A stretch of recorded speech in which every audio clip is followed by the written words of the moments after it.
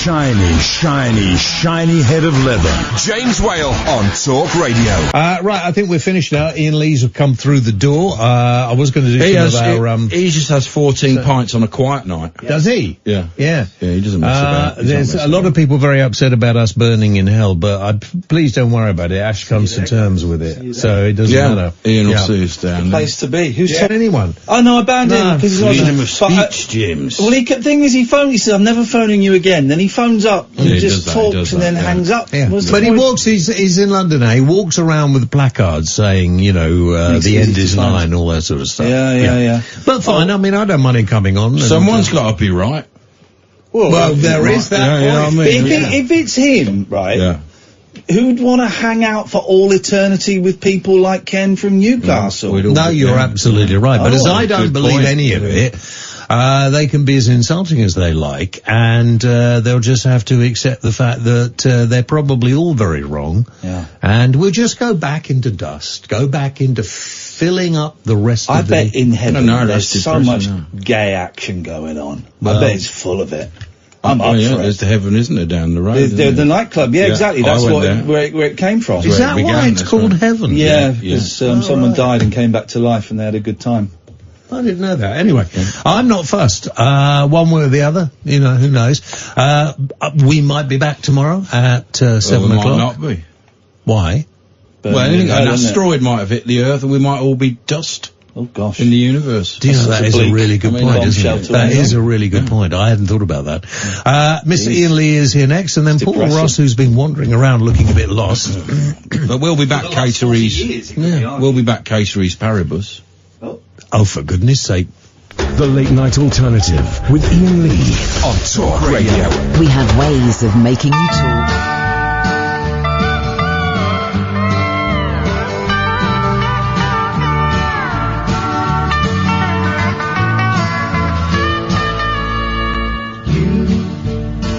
Who are on the road must have a code that you can live by, and so become yourself, because the past is just a goodbye.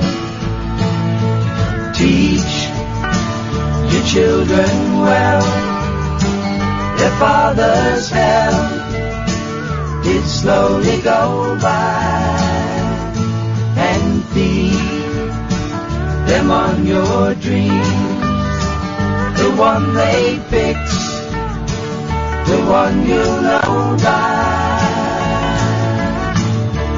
Don't you ever ask them why, if they told you you would cry, so just look at them and sigh.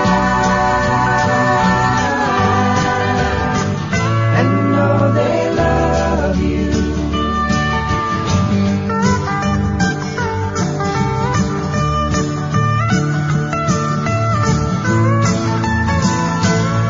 And you are tender years, can't know the fears that your elders grew by, and so please help them with your youth. They see the truth before they can die. Teach your parents well, their children's hell will slowly go by, and feed them on your dreams, the one they fix, the one you know by. Don't you ever ask them why, if they told you you would cry, so just look at them and sigh. Why does life have to be so unfair? Wow!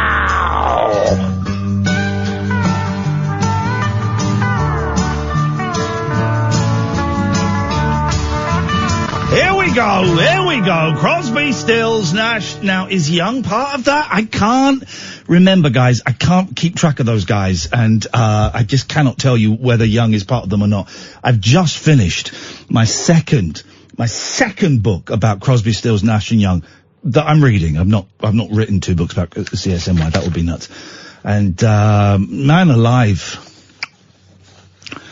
There's too much cocaine in the world. That's what I've got from that book. There is those books. There is too much cocaine in the world. The most useless drug of all time. Good evening. I am Iain Lee. This is the late night alternative. Mondays to Fridays, 10 o'clock. DAB app. Oh, you know that rubbish. Tell you that rubbish. If you want to give us a call, 03444991000 is the telephone number. You can give us a call about absolutely anything that you want to. Anything you want. I'm feeling powerful today, because you know what? I spent pretty much the whole darn day in bed. Pretty much the whole day. I woke up late, got up, fed the cats, went back to bed, read in bed, did a little Twitch stream in bed, got up because I had to go and do some stuff like invoices. I had to invoice I write this column for Retro Gamer. I can't do invoices. This is out of my, I'm an artist. I'm not an invoicist. And this is out of my sphere. And I was invoicing for 3 things. So I sent an invoice and they said, oh no, you've got to put this code on there. We can't accept it without the codes. I was like, okay, so I put the codes on it. And then they said, no. You have to do 3 separate invoice. Oh, jeez. And it was boring for me. So why the hell am I telling you about it? But that was too much for me. I did that. Paid some bills, and then I went back to bed, and the whole day was spent in bed, either sleeping or being awake and being really, really bored, or reading. That was it. And then I got up about 5 o'clock in the afternoon, and I came downstairs. My Ringo Starr Ian's there. I came downstairs and I moved a sofa from one room and boring day. Jeez, you know, you sometimes just nothing happens. I'm kind of glad nothing happened. I'm going to make, and I know I'm getting there. I'm 46. I'm virtually 60. I'm past it. I always said this and I stand by this. Once you cross 37, that is it. That is it. You are past it. You are old. Everything is downhill from 37.5 onwards. I'm going to make the best old man. Just lying around doing nothing, being grumpy, and telling people exactly what I did that day, which is just lying around being old and bored. That's what old people do. Man, I'm going to love it. If you want to give us a call tonight, it was an interesting show last night. It went off on many, many tangents. There was a strange darkness to the show, but also some bursts of light. But we'll see where it goes tonight, shall we? 03444991000. Gary, I bet you can't wait to be old. 54, young man. How are you? Oh, you are well past it. What's it like on the other side? Oh, God, blimey, that's a very good question. You can feel the cold. I'm in Scotland at the moment, and trust me, it's cold up there. I've got a heating on, believe it or not. Yeah. The wrinkles, the grey hair. Love it. I haven't got bald yet, but I might be getting there eventually one day. Yeah. But, you get a bit of respect. Do we? I have been offered a couple of years ago, man. I had some young girls get up on a bus and offer me a seat. They offered me a seat, Gary. And you know what? I took it. I took it, and I thought, I've worked long and hard. I've fought for this seat. Yes, I am taking it. There's a conversation, an argument about women being patronised because we gentlemen and we give them their seats and we open the doors and all that lot. It should work both ways, should it not? Of course it should work both ways. Exactly. I am totally up for just, honestly, man, I just want to sit around and do nothing. I just sat and read a book today and listened to some CDs. You've got 3 hours radio show, so I don't know what you do on that. What do you mean? You say it's not just 3 hours. This show. All right, fair play. It is just 3 hours. No, there is literally. You've got to come in before that and know what we're going to do. No, I don't. I'm holding up to the people watching this stream on Paris. I'm holding up. These are my notes for the show. I've jotted down 7 crappy stories that I've got from the newspaper. There's honestly, Gary, there is almost no preparation for this show. Today I came in, I had a lovely roast dinner, luxury of the canteen, courtesy of the canteen. I finished my CSMY book, and I just sat around and looked at stuff on Amazon. That's it. That's the prep. Fantastic. Listen, the reason I rang up, yes, I don't know if you've been watching it, because clearly you've been on at the time or whatever, so catch up. But I've been watching the 3 episodes of Jade Goody. Okay, it was 3 episodes. I knew it was on. I didn't know it was 3 episodes, right. It was 3 episodes. Have you been seeing any of them? No, I haven't seen any of them. If you get a chance, go on all 4 and do it on the catch-up. And I say to all the people, I haven't cried for a long time. Okay. It was one of the best documentaries you're ever liable to see. Can I ask why? Yes. Because let me tell you something. I'm black. I don't think she was racist. She might have said something which came out as being racist, but if you put on par with, I don't know. And you're speaking on behalf of all black people, of course, just so we know. No, I'm joking. I'm joking. I'm not speaking on behalf of all black people. Yeah, I'm just saying, I'm 54. I was brought up in the 70s. Trust me, I know when people are racist. Yes. Okay. And Jade Goody wasn't racist. But it was just amazing how she was, liked, then hated, and then in her last day she was loved, and the grief and the outpouring of love, especially at the funeral, there was hundreds of people.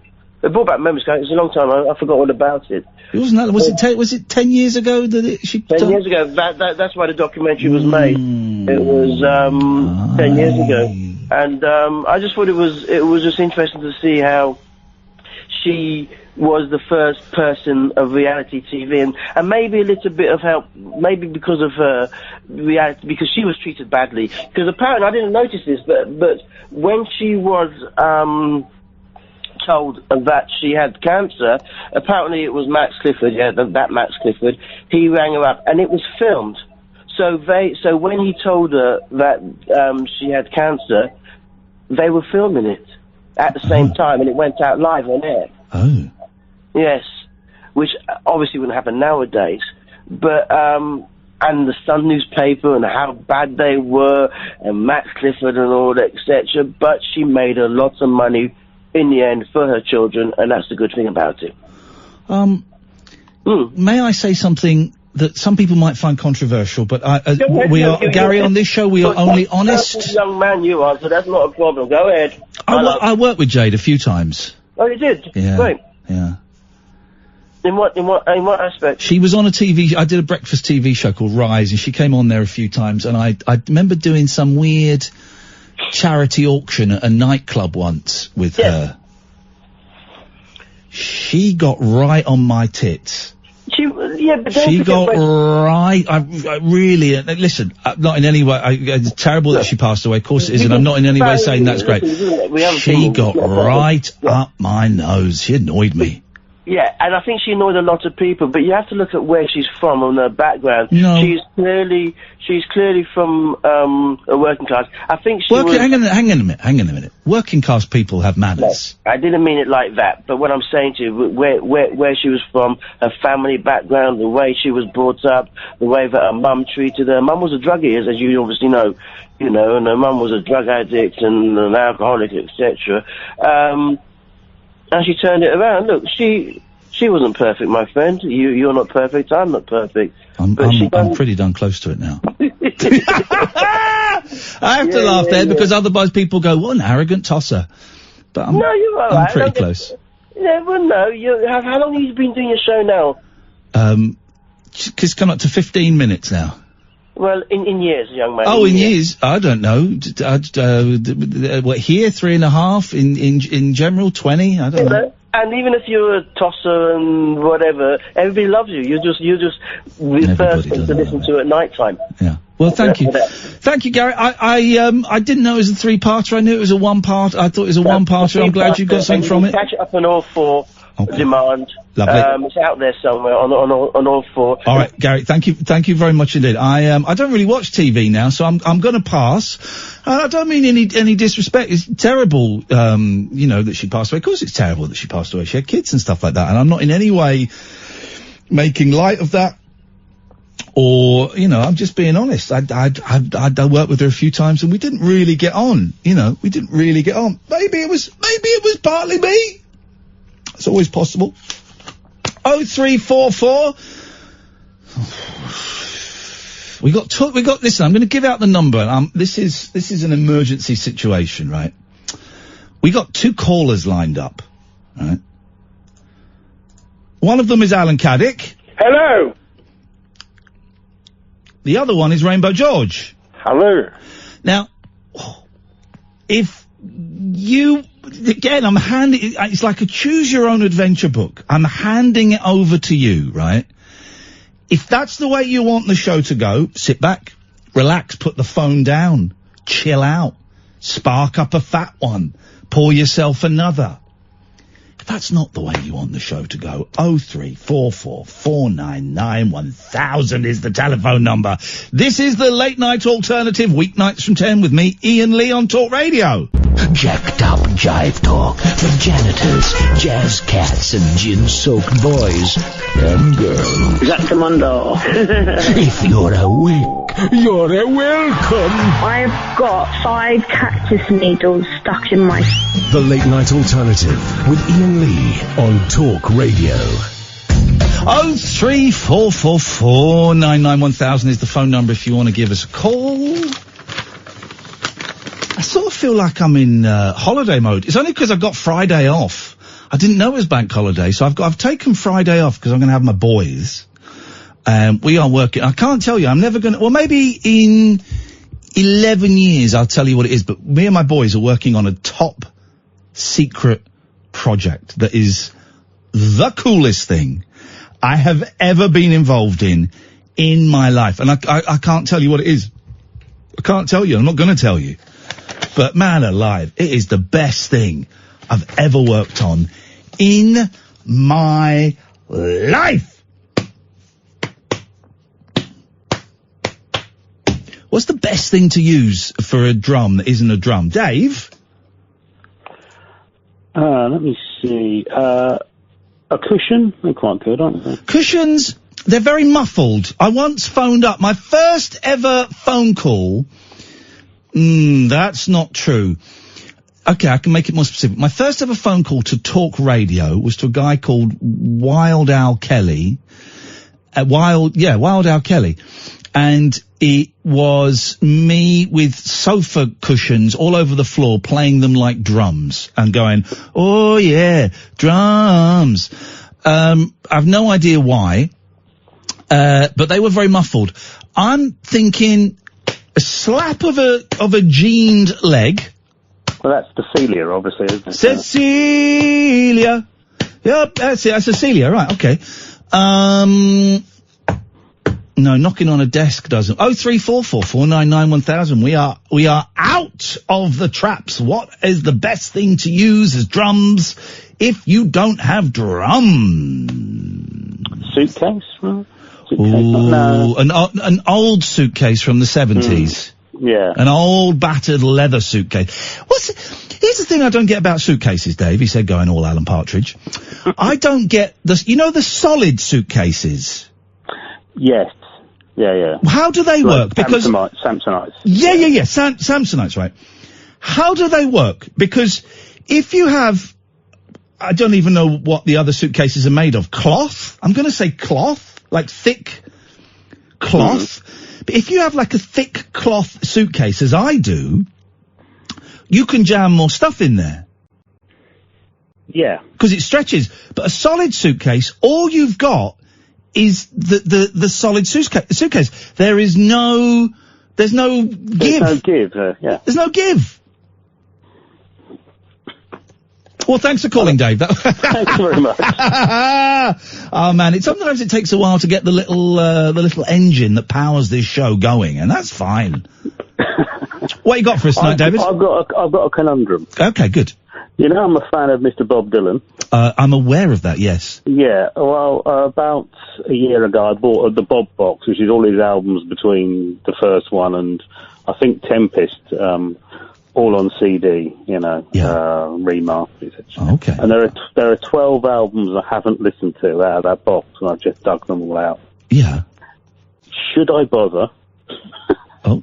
Or should I just leave it as an incomplete, You have to, dude, you have to do it. You have to do it. Do you want to know what they are?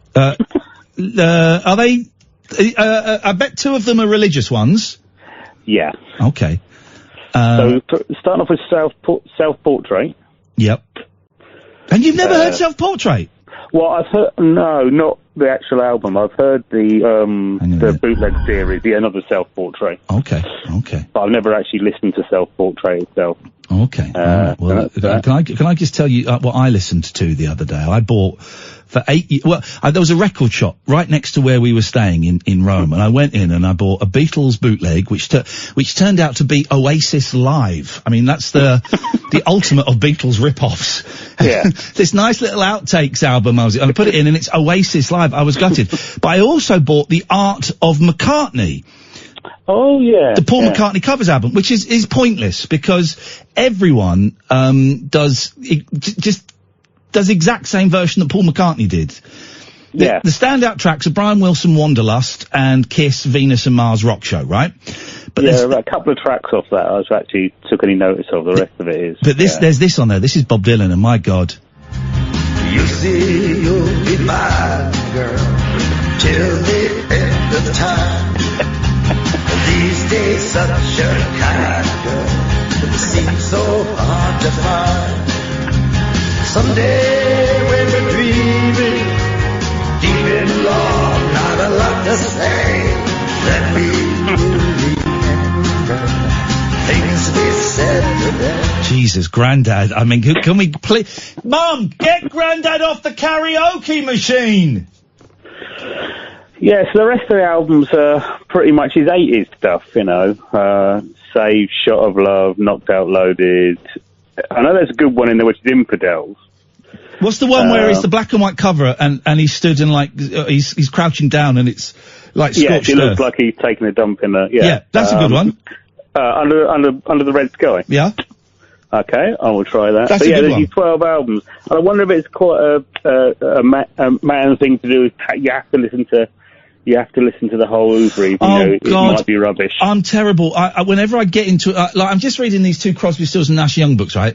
And boy, oh boy, thanks to everyone who loves it, who sends in all the nice messages when we talk about niche music. I really appreciate it. And so, of course, I'm online buying everything. I've just bought a triple box set of Stephen Stills live FM broadcasts. Jesus. Yeah, I've got to have everything. Like Why have I got to have everything? Let me just have a greatest hits and be happy, please. I am like that when I hear something I like, even one track, suddenly you have to have everything they ever put out. I hate it. Yeah, it is a rather sad thing. So if anybody has got any idea for between sort of 79 and 89, I guess, any of those albums that are any good, then let us know. Okay, Dave, well, I consider you as not a real Dylan fan. The fact you're asking that question, you should have just played them straight away whilst knocking one out. Let's go to Catherine. Good evening, Catherine. Hi, Ian. Hey, Catherine. You okay? I'm good.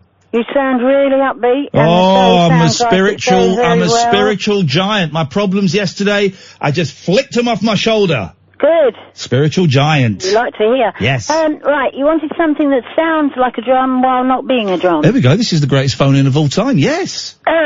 What about either the empty biscuit tins or empty chocolate boxes, the metal ones. Yeah. That you get for Christmas. Oh, yeah, that could work. Yeah. Have you got any there that you can try? Yeah, I have. Well, then let's have it. If you're going to phone up and do it. This was the first thing I ever phoned up Talk Radio about 5 years ago. My God. Okay, if you've got them, then let's have them. Yeah, I do have them.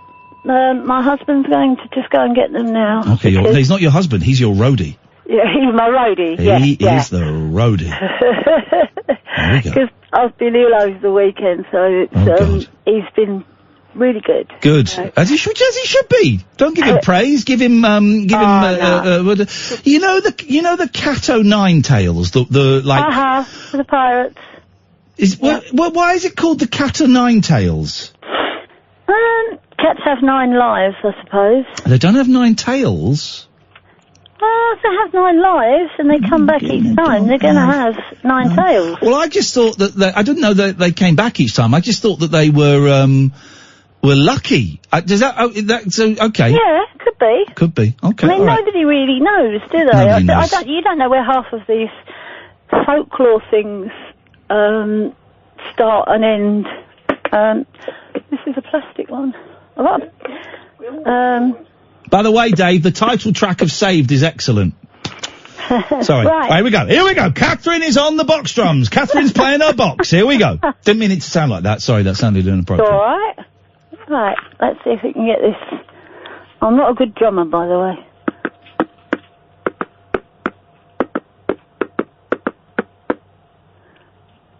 Can you hear that? Unfortunately, yes. Catherine, thank you very much for your call. It's not quite as exciting as I was hoping it was going to be, but it's on the list. Let's go to Jake. Good evening, Jake.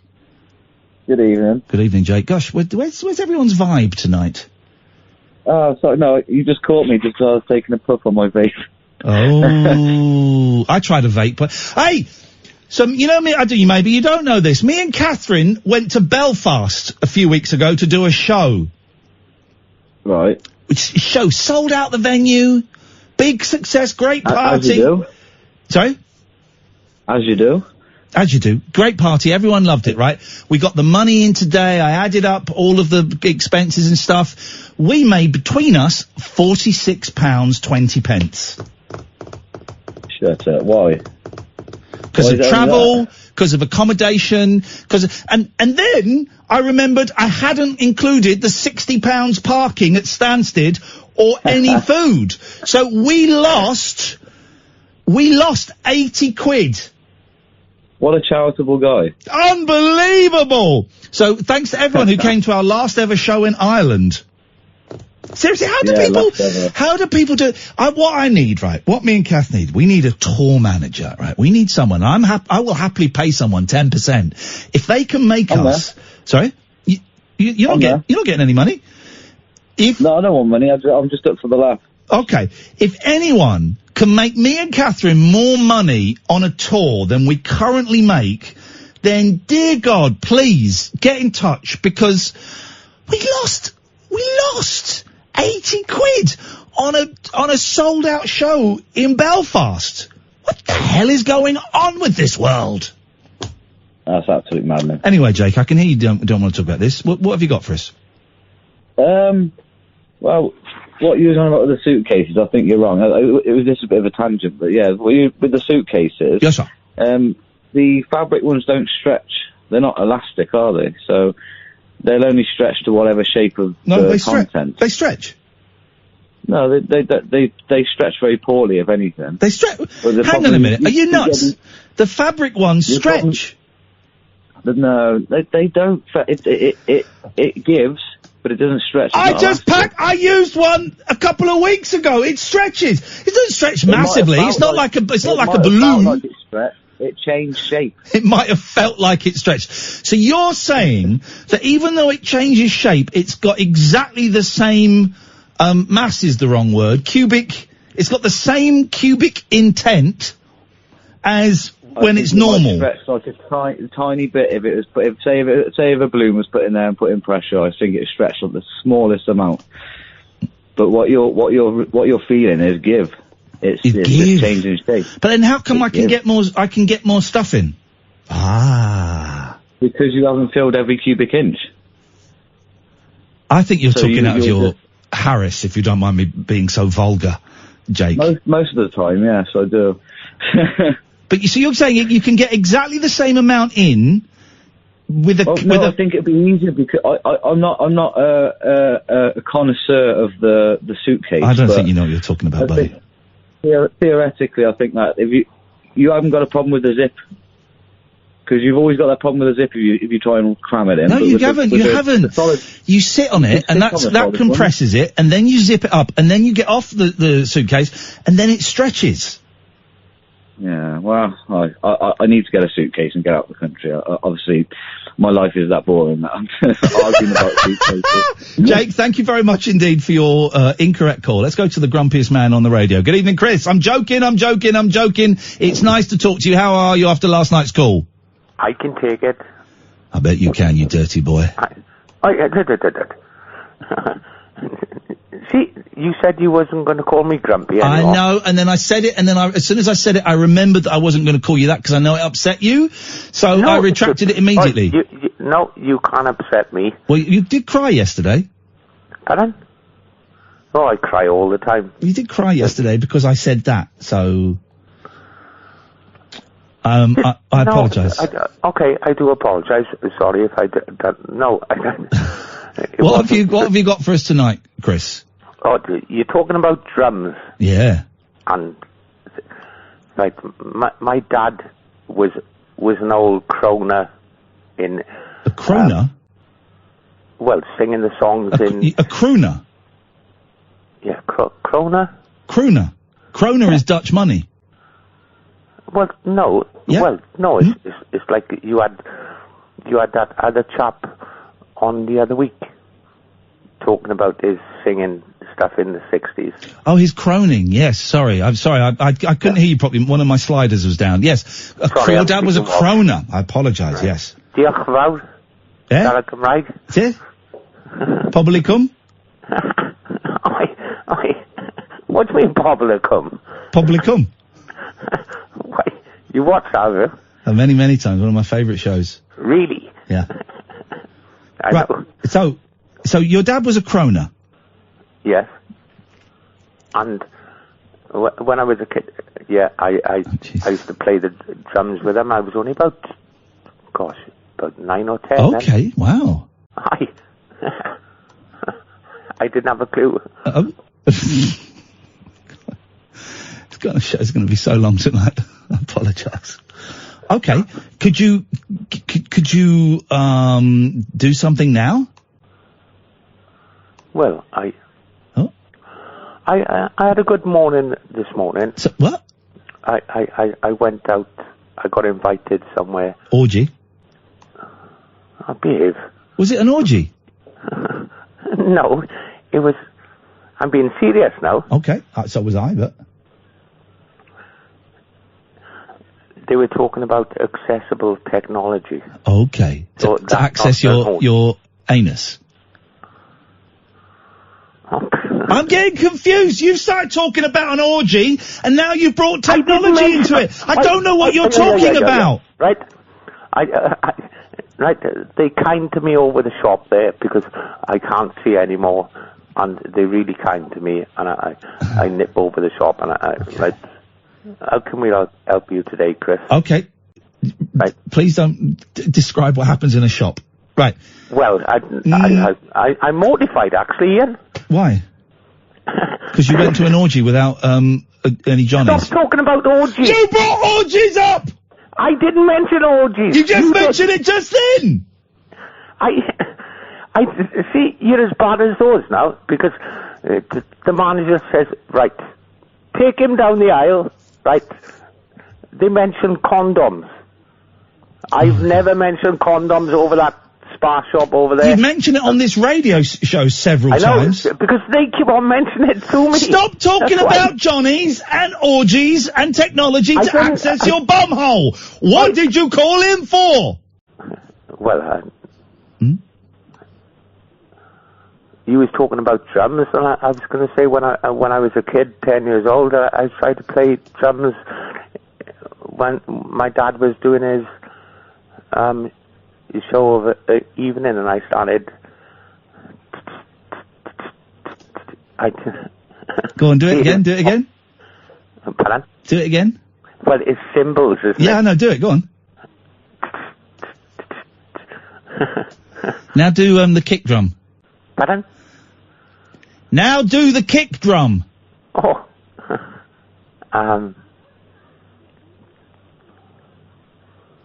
No, my foot is not working. He said foot. God, I panicked then.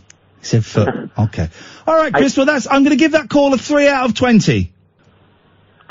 Oh, that's really low, that is. Well, you have to try harder. 0344 499 1000. This is Talk Radio. Set free your mind. Let your fancy take flight. Conversation gets curiouser by the glow of moonlight. The Late Night Alternative with Iain Lee on Talk Radio. Now, I wrote a very cheeky tweet to promote the show, right? Join me at 10 for blah, blah, blah, blah, blah. Listen on DAB app and talkradio.co.uk 0344 499 1000. Oh, and we're joined live by @the David Crosby from Crosby, Stills, Nash & Young, if he calls in. David Crosby's just like that tweet. Yes, man, David Crosby's just like that tweet. We're going to get a phone call. There's a David on the switchboard. If this is David Crosby, everybody else, put your phones down. I don't want to talk to you. I want to talk to David Crosby, who's called in. Good evening, David Crosby. Hello, sir. How are we? You're not David Crosby! I am, David Hasselhoff. Jesus. Well, not quite Jesus. Oh, man, I got excited. And David Crosby's actually liked my tweet, and I thought it was him. Oh, man, he said it's just some weird dude. Okay. All right. What it is, what it actually is that, I am actually Jesus, and, I love you. Hello there. Yes, okay. And, I believe that I'm going to have yours. If you were Jesus, you'd have a better phone. I would have a better phone, you're right, actually. How are we anyway? Well, I don't know how we are. One is fine, while as you sound absolutely batshit crazy. What's going on? Batshit crazy? I wouldn't say that exactly. I wouldn't say I'm actually Batman. I'm more What's going on for you, man? Come on, you're all over the place, and I'm not in the mood for silly games. So what is happening? You drunk? You high? You nuts? What is it? A bit of both, to be honest. Okay. More Robin Hoods.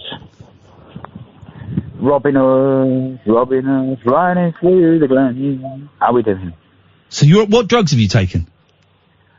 None. I don't take drugs. Come on, man. You sound wasted. No. All drugs are terrible, and no, they're not. Nobody's ever. No, they're not. No, they're not. Hey, listen, I'm a junkie. You can tell me, man. I'm not going to judge you. Used to be a junkie. Still am.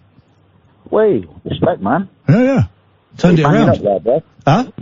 What are you banging up there, bro? I'm not banging up anything. I haven't done for a long time. Well, for nearly 18 months this time. Wait, you've been alright there. So what's going on with you? Because you sound wasted. Yes, that is the actual, that is the truth, that is the true answer behind the Jesus scenario. Okay, so what is it? What are you taking? Helium. Helium? Yes.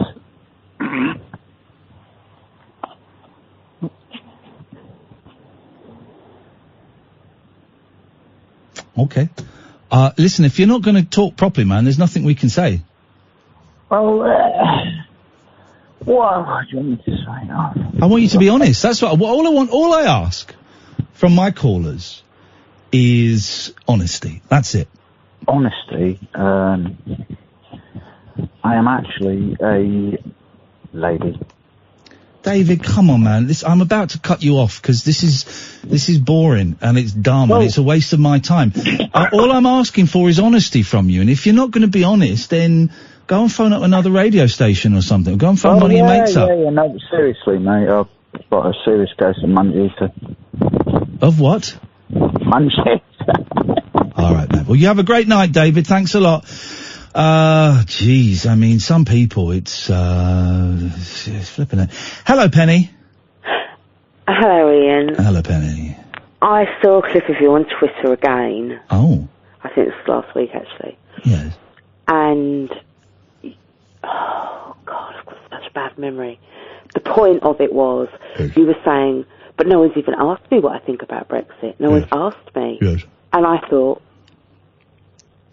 why has no one asked you? No one's asked me. Do you not wish to be asked? I would like to ask you, if you would like to be asked, I'd like to ask you, what do you think will happen? What do you hope will happen? I don't know. Okay, here's the thing, right? Everyone has assumed, because I've said some things about Donald Trump and Boris Johnson being massive racists, which they are. Everyone said, oh, this is typical Ramona stuff. Ramona. Yeah. But you are the first person, Penny, to ask me I'm assuming you're asking what my opinion on Brexit is. Yeah, I'm asking you two things. I'm asking you what you think will happen, and I'm asking you what for your family and your future, and we're all patriots. What you would like to happen for the country. I'm not particularly patriotic. I don't really. I was kind of being a bit. Yeah. Okay. Answer the first question. What do I think will happen? I haven't got a clue.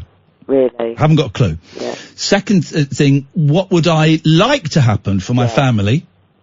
I would like us to stay in Europe, right? I voted Remain. I would like us to stay in Europe. Yeah. The third question, and the most important question, is not what would I like to happen for my family, but what would I like to see happen, right? Mm-hmm. What do I think should happen? That's the question. What do I think should happen, right? Yeah. And what I think should happen is, I voted Remain. Mm. I think leaving Europe is a huge mistake, but I think we should leave. I think we should leave. I think we should do it. People voted for it. And people, you can, I kind of go along with the argument people didn't know what they were voting for. Okay, I get it. But I think we should do it. I think we should leave. Is that partly because I voted to Remain, but I don't want Article 50 revoked because I think there's too much ill feeling. I just don't. I think we need a second referendum, which I'm not particularly in favour of, or what we really need to do is sort ourselves out and get a decent deal and leave properly and reevaluate and heal as a country. Decent deal would be good. I just think if we don't leave, there's going to be uprising. Yeah, and there's going to be mayhem. And I think we have to do it. And I think even if we leave without a deal, I think it's a terrible, terrible idea. I think I think it'll be awful for the country. But I think we should do it. I think we should try and get a better deal. And if we get that, great. And if we don't, I think we have to leave. Yeah. And we have to give the vote went that way. And we should, that's what I think. I think it's awful. I think it's terrible. I think it would be a nightmare. I'd rather that we, personally that we weren't in this situation, but we are. And it's gone on for 3 years and it will keep going on. And if we don't leave, there's going to be an uprising. And I think we should probably do what people asked to do. There you go. That's my opinion. And no one's asked it. And everyone on Twitter's like, oh, typical Ramona, typical lefty liberal. Well, yeah, I am a lefty liberal, but actually, I think we should leave, and I'm kind of behind that. So, but the thing about the Twitter thing is, like you're saying, I read the tweet from about it. You're typical Remain, too scared to leave, and all the rest of it. Yeah. And I thought I'm not convinced you did actually vote. I'm not convinced that you did vote to Remain, because I know quite a few liberal people who voted to leave. Yeah. So that the remarks that were made about Boris and Trump, whatever, you can't take those remarks and know how somebody voted. No, you can't. But this is the problem, and this is why I've been deliberately ambiguous about it. And thank you for asking me. Is because everyone assumes it's binary, it's black or white, it's on or off, it's ones and zeros, that's it. And it isn't. It's so much more nuanced than that. But we are now in a world where nuance and subtlety and shade is not allowed, and, you have to be the extreme left or extreme right. You have to be extreme leave or extreme stay. You can't be anything in the middle. Well, I think I'm something in the middle. Yeah, I do think there's becoming a group of people who are really recognising that, the extremes, that's what's dangerous, that's what we've got nothing in common with the people who are extreme, and the rest of us, we can all find something in common. Yeah. Hey, Penny, thank you for your call, and thanks for asking. It's appreciated. 03444991000. No one had asked. And I kept saying on Twitter, while I was being accused of being a Ramona, no one's asked me. Someone could ask me, but no one did. But Penny did. Thank you. Yes, Susan. I've got some drums for you from the Tupperware box. Okey-dokey. I like cast drums, but I think you'll be impressed, and I want you to mark me out of 10, okay? Oh, I will definitely, and yes. it's a bit of Santana. I'll just put the phone down. I'm flexing my wrist. Okay, you put the phone down and you flex your wrists. Okay. Let's go to... No one tell her. Let's go to Alistair. Good evening, Alistair. No one tell her. Don't tell her. I'm just laughing. Don't tell her, Alistair, please. Oh, Susan, what a lovely person. Anyway, Iain, it's funny you mentioned luggage earlier because I'm going to Turkey next week. Yeah. And my friend's taking me over there. So I got on eBay and I ordered one of these, you know, these bags. I know bags, yeah. You can be guaranteed that they will be accepted as carry-on luggage. Yeah. I still get nervous, though. Yeah. Well, the thing is, my mate said, you can't have any check-in luggage. We don't want any extra costs. Okay. So I got this, and it came, and I thought, I'm not going to get much in that. Do you know what I mean? Well, what do you need in there, though? Well, I've got my underwear. Well, how big is it? How big is your underwear? Well, it's middling, I would say. It's middling. Here's the thing. I went to Rome with the boys. I got everything in a suitcase. Everything in a suitcase that we could have fitted in the overhead, but in the end I decided it was easier with the boys just to put it in. That's good going. You don't know how long you going for? A week. Oh, come on, man. You need a couple of t-shirts and pants. That's it. That's your lot. Okay. Come on, you can do All this. right. Whilst I'm on, I saw that Gary Glitter documentary that you mentioned last night. Which one, the arena one or Come Home Gary Glitter? The arena one, actually it's 40 minutes, I found out. But Apologise. it's interesting, but obviously I thought the idea was pretty scattergun from the start. But I used to be it was interesting, but I used to be a Glitter fan. Yeah. When he first started, back in the 70s. And then, when I went to uni, I went to see him perform there. And, I think another show as well. That's how the drums used to go, because they used to have two drummers, right, yeah. and the drums would go like this. And it was on, Bell Records, I seem to remember. Bell End Records, yes. I can still recall in the jukebox hall when the music played. And the man,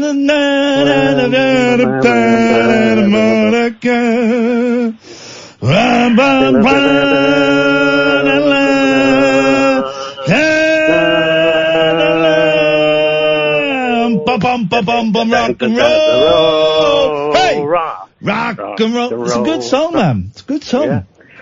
So, but when it came out about what you've been doing, I didn't listen to it anymore. No. And I know that you did a feature on this, didn't you, with some of his fans? Went out and interviewed some of his fans, yes. Yeah. And I saw that, I'd listened to that, and I thought, well, that's interesting. But I couldn't bring myself, even though I still like the music, to listen to it again. Because of the words, really, in his songs. Yeah, I get it. I get it. Trying to think, what was he thinking about? Of course, it would only be speculation, but, that's the reason I kind of, went off him, anyway. Well, he's a horrible child rapist, I'm not in any way defending that. I just quite like the songs. Hey, Susan, those drums were brilliant, Susan. Thank you. We really enjoyed that. Here it is. It's Samba Patty is coming. Okay. Okay. That's great, Susan. Thanks so much. Thank you. Really enjoyed that. Absolutely spot on. Really, really loved it. My God. Hey. Alistair, thank you for that. Anything else? Just about Jade Goody. Yeah. I watched one of the episodes and I thought, look, enough already, Channel 4. I think that we've, done this to death. And I don't really see why they're doing it again, really. Okay. All right. Thank you very much, Alistair. Let's go to George. Good evening, George. Good evening. Good evening. What have you got for us tonight? Something special. Oh, Jesus. Well, it's the Wandering Jew. This is my fourth call. Playing the part of the Spirit of Truth and guiding you into all truth. And I want to point out something that is significant. Last time we spoke, you said I talk bollocks, and can you explain anything I've said that was bollocks? I don't know, because it was so boring, my brain switched off, just as it's doing now. It's very rude. You really are. Anyway. Just honest. It's boring. No, you're not honest at all. It's honest. In 1976, my God! I had some very mystical experiences in which I was guided to read the Bible by some otherworldly being. Can I let you into a secret, George? Yeah. I'm not interested. You're not interested, No. but your listeners might be. No, they're not. How do you know? Because they talk to me, and they tell me they're not interested. And also, here's kind of the where I run this show. If I'm bored, then I have to assume that the listeners are bored. If I get that wrong, that's okay, but I have to be interested, and I have to be engaged. And if I'm not interested and I'm not engaged, then it's just not for me, it's not for the show. Well, I want to give you a biblical... I'm really not interested in the Bible. I find it tedious. I find it tedious and boring. Greatest book in the world. It's not actually. That's Slaughterhouse-Five by Kurt Vonnegut, or Jimmy Webb's autobiography. But I'm really not interested. John's Gospel. But George, now who's being rude? No, you are. No, you are, because you are not respecting the rules of my house. I want to reveal something. You are not respecting the rules of my house.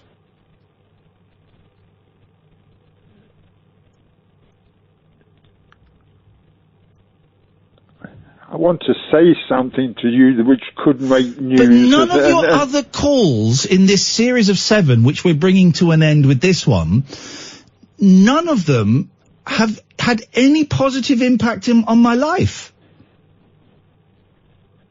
I want to make a revelation. You're just going to say something from the Bible and then talk some nonsense about the Wise Islands or a Bank of a Million Dreams or the Rainbow Land or whatever. It's the same old, same old, same old, and it doesn't get us anywhere. All it does is get me wound up.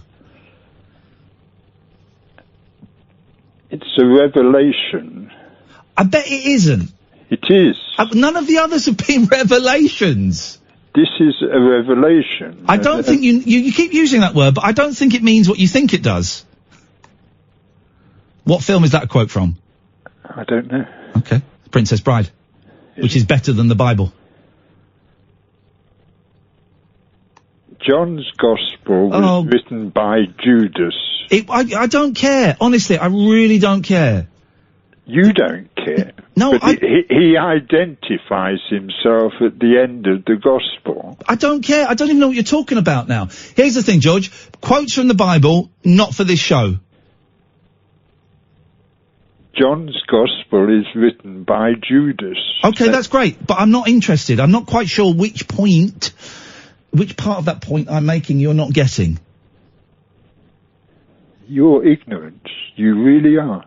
Okay, fine, yeah. If you insulting me means this call will end. You just are ignorant. Okay, well if you insulting me and lying about me helps this call end quicker, I'm ignorant. I'll take it. I've been called worse. I'm sure you have. I'm sure you have as well. Nobody has ever been as rude to me as you have. But it's all scripted. Everything is scripted. Exactly. So I'm just playing the script that I've been given. It's not my fault. I'm not blaming you. Okay. Well, thanks for your call, George.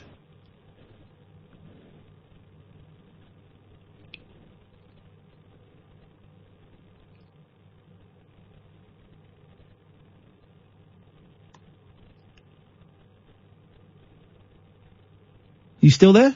Yeah. Oh, shit.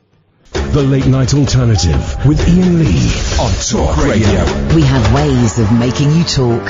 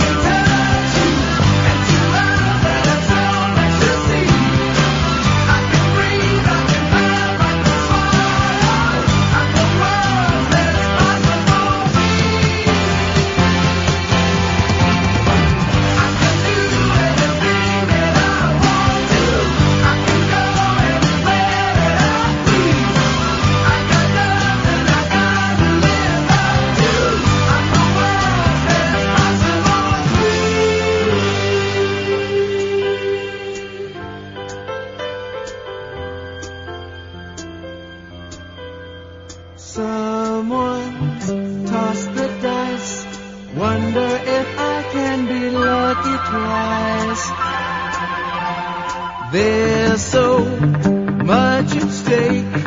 All that I ask is an even break. I think I matter.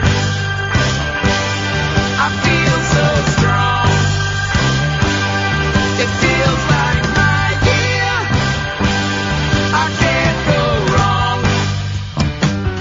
I thought my world was crumbling and my folk rock boot heels were a stumbling. Now you're the diamond of my day. 'Cause I'm not too hard to touch you, and you are there's so much to see. I can breathe, I can laugh, I can swallow. I'm the world's best possible me.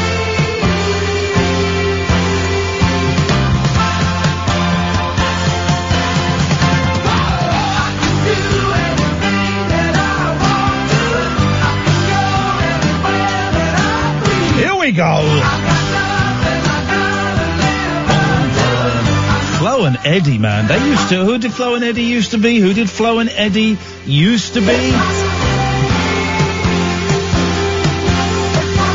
It was the Turtles, of course, the Turtles.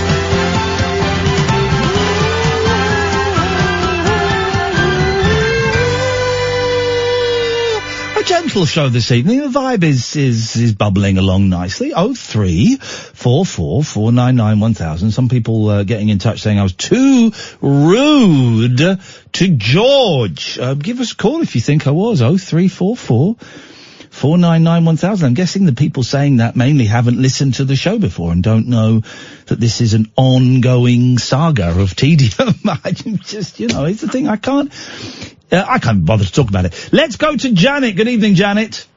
Oh, hello. Oh, hello. Yes. I'm just ringing because the only time I ever listen to you is, it's very echoey, is... Hang on a minute.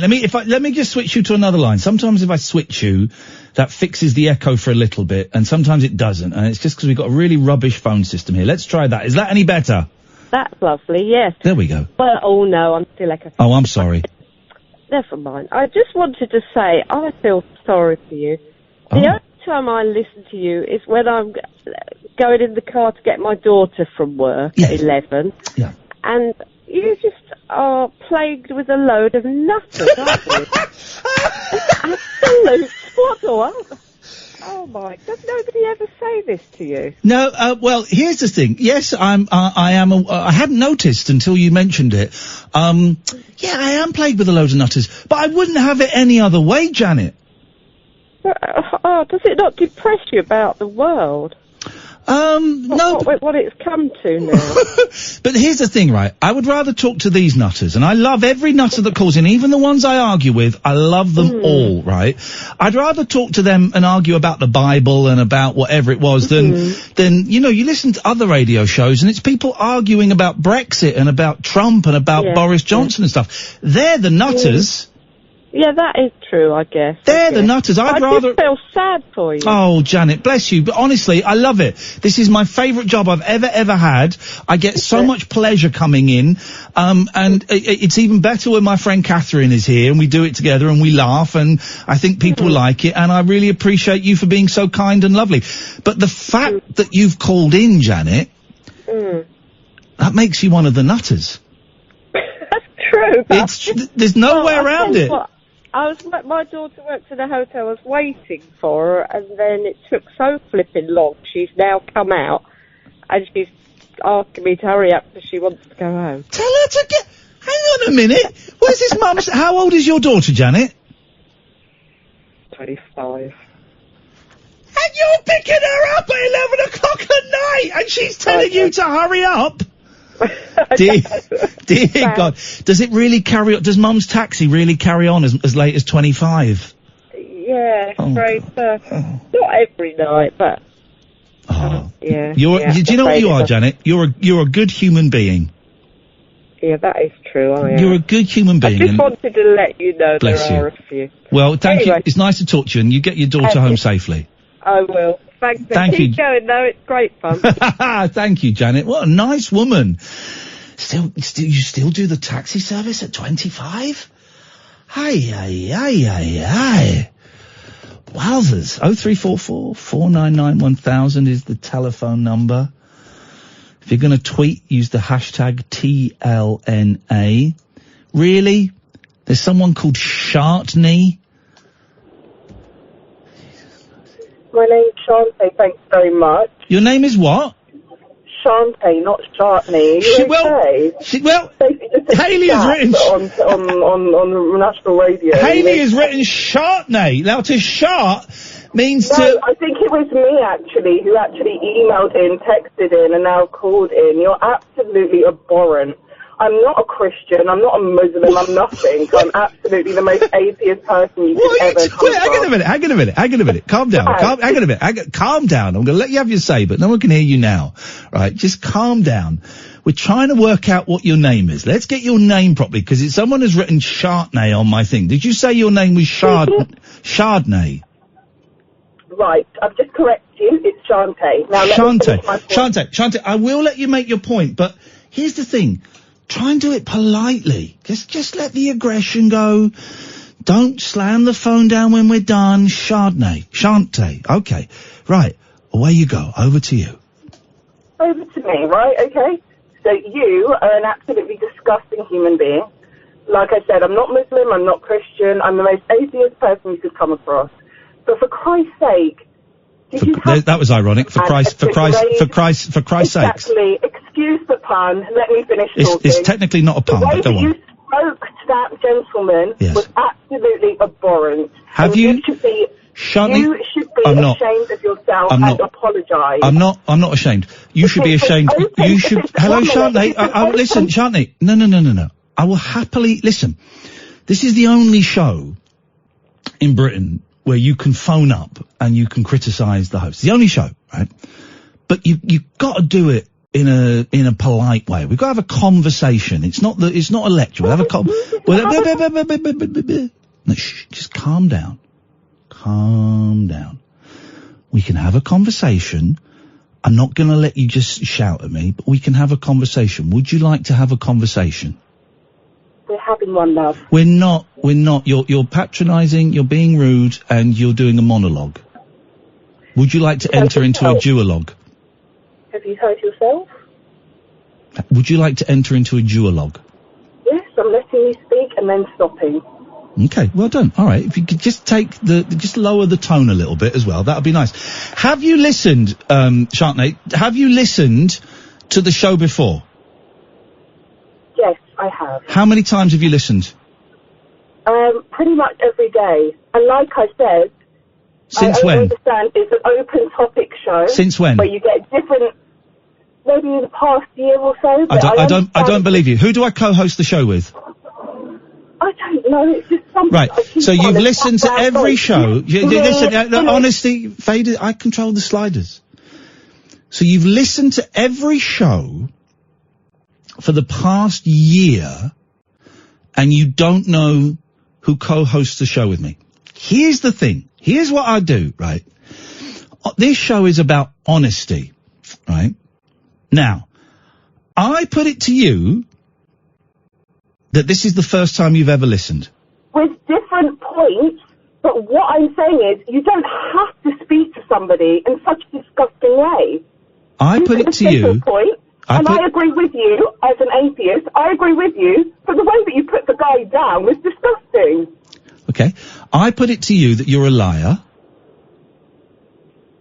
Well, regardless of what and you've never listened to the, when I'm talking, they can't hear you, Chantay. You are disgusting. I've listened to the show tonight, and you are disgusting. But you haven't. Oh, there you go. She's going to hang up. She's going to hang up. Chantay hung up, and we had to dump it there. C word. Oh dear. Chantay, the C word? That's the best you've got? In 20 years of doing, I knew it was going to a hang up. So a liar, Chantay's still listening, by the way. A liar, she'd never listened to the show before. And the C word? The C word? In 20 years of doing phone-in radio, I think I've had the C word 4 times, and one of those was by accident. What a rude, potty-mouthed, thoroughly unpleasant. I use the term lady, lowercase, in inverted commas and in italics. That was a thoroughly unpleasant phone call from a thoroughly unpleasant human being. But Chantay, here's the thing. I forgive you. I forgive you. I forgive you. I would never throw the C word out like that. And you're phoning me up to tell... You're phoning me up to tell me how I should behave on the show? Oh, dear God. What a horrible person. 0344 499 1000. This is Talk Radio. Neon lit night talk for torch singers, trolley dollies, and train wrecks like me. Never know just where the conversation will take you. What I'm going to say sounds ridiculous. The Late Night Alternative with Iain Lee on Talk Radio.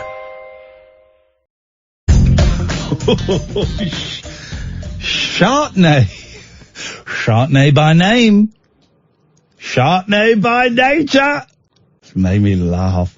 If you missed it, very aggressive call about the way I speak to people. It is disgusting. And then she called me a C word. That's amazing behaviour. 0344 499 1000. Hey, listen, if you don't like the show, you are very welcome to call up. This is the only show on British radio. So I'm just setting up my thing. Where, if you don't like it, phone up and we'll talk about it. But just watch your language, please. We got loads of people. We got Jack, Adrian, Nigel, Lee, Mark, Christopher. Let's go with Katie first. Good evening, Katie. Hi, lovely Iain. How are you doing? I'm shaking at the language of the youth these days. It's pretty appalling, isn't it? This makes me laugh. I'm good, thank you, Katie. How are you doing? Yeah, I'm okay. There's so many things I want to talk about. Go on, but tonight, you swine, I'm gonna pick on you. I'm not really gonna pick on you. You're gonna call me a C? I'll try not to, though. The thing is, when George called tonight, by the way, he so sounds like Dennis Norden. He does sound a lot like Dennis Norden, yep, from Beyond the Grave, yep. It reminded me of my ex-husband's granddad. He bored me to tears with his belief in the Bible and all the rest of it. But he was a nice man, you know, and I tried not to. I did find out you were quite rude tonight, but I haven't heard all the times that you've spoken to him, and haven't heard all the times that he has probably bored you. And I just felt really uncomfortable about it. And I just think, you know, if you've got an elderly, I don't know, if you think of I'm hesitating because I can hear my own voice when I'm speaking to you. What do you call that? It's really annoying. Echo? Echo, thank you. This phone system here is absolute rubbish. £25 million studio, and the number of people that call in and there's an echo. Hey, listen, I was rude to George, yeah. I don't deny it. Okay. But I also stand by it. Yeah, I get that. Well, I kind of get it. But maybe I'm a bit of a soft touchy, and sometimes when there's an elderly person, you talk to them with a bit of respect. No, respect has to be earned. Even at any age? Yeah, definitely. Okay. Kids maybe are the exception. Young kids could possibly be the exception. But you don't get a free pass, certainly not on this show, just for having lived a long time. There's no free pass from me.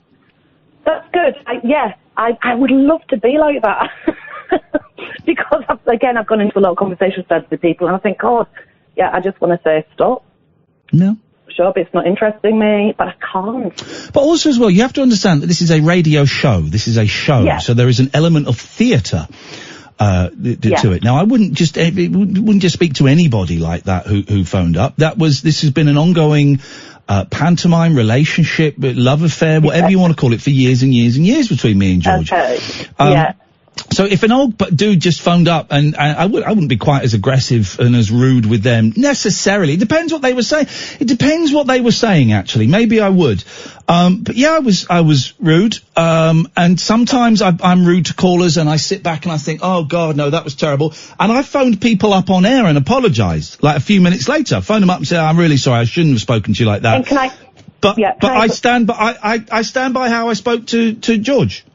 And can I also say that one of the first times I called you, actually, God, it was probably about 3 years ago, you cut me off because you were just peed off with what I was saying. I was probably talking rubbish, but but you were quite rude to me. And do you know what you did? You actually texted me yourself, and you were really apologetic. So that shows you what a nice guy you actually are. Yeah.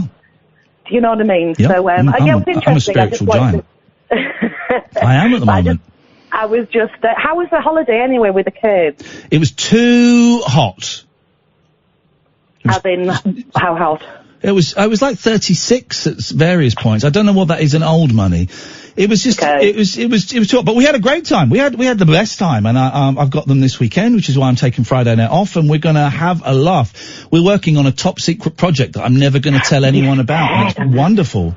That's really annoying, because when you say top secret, can't tell you about it. No. It makes me, between me and my boys, and I'm not even going to use the language that one might use to describe it, because I don't want anyone we are working on a top secret project. That sounds amazing. Yeah, it's wicked. I had some quality time with my son recently. We went to Amsterdam. And he's nearly 15. Yeah. And we did the ferry cruise, the mini cruise from Newcastle.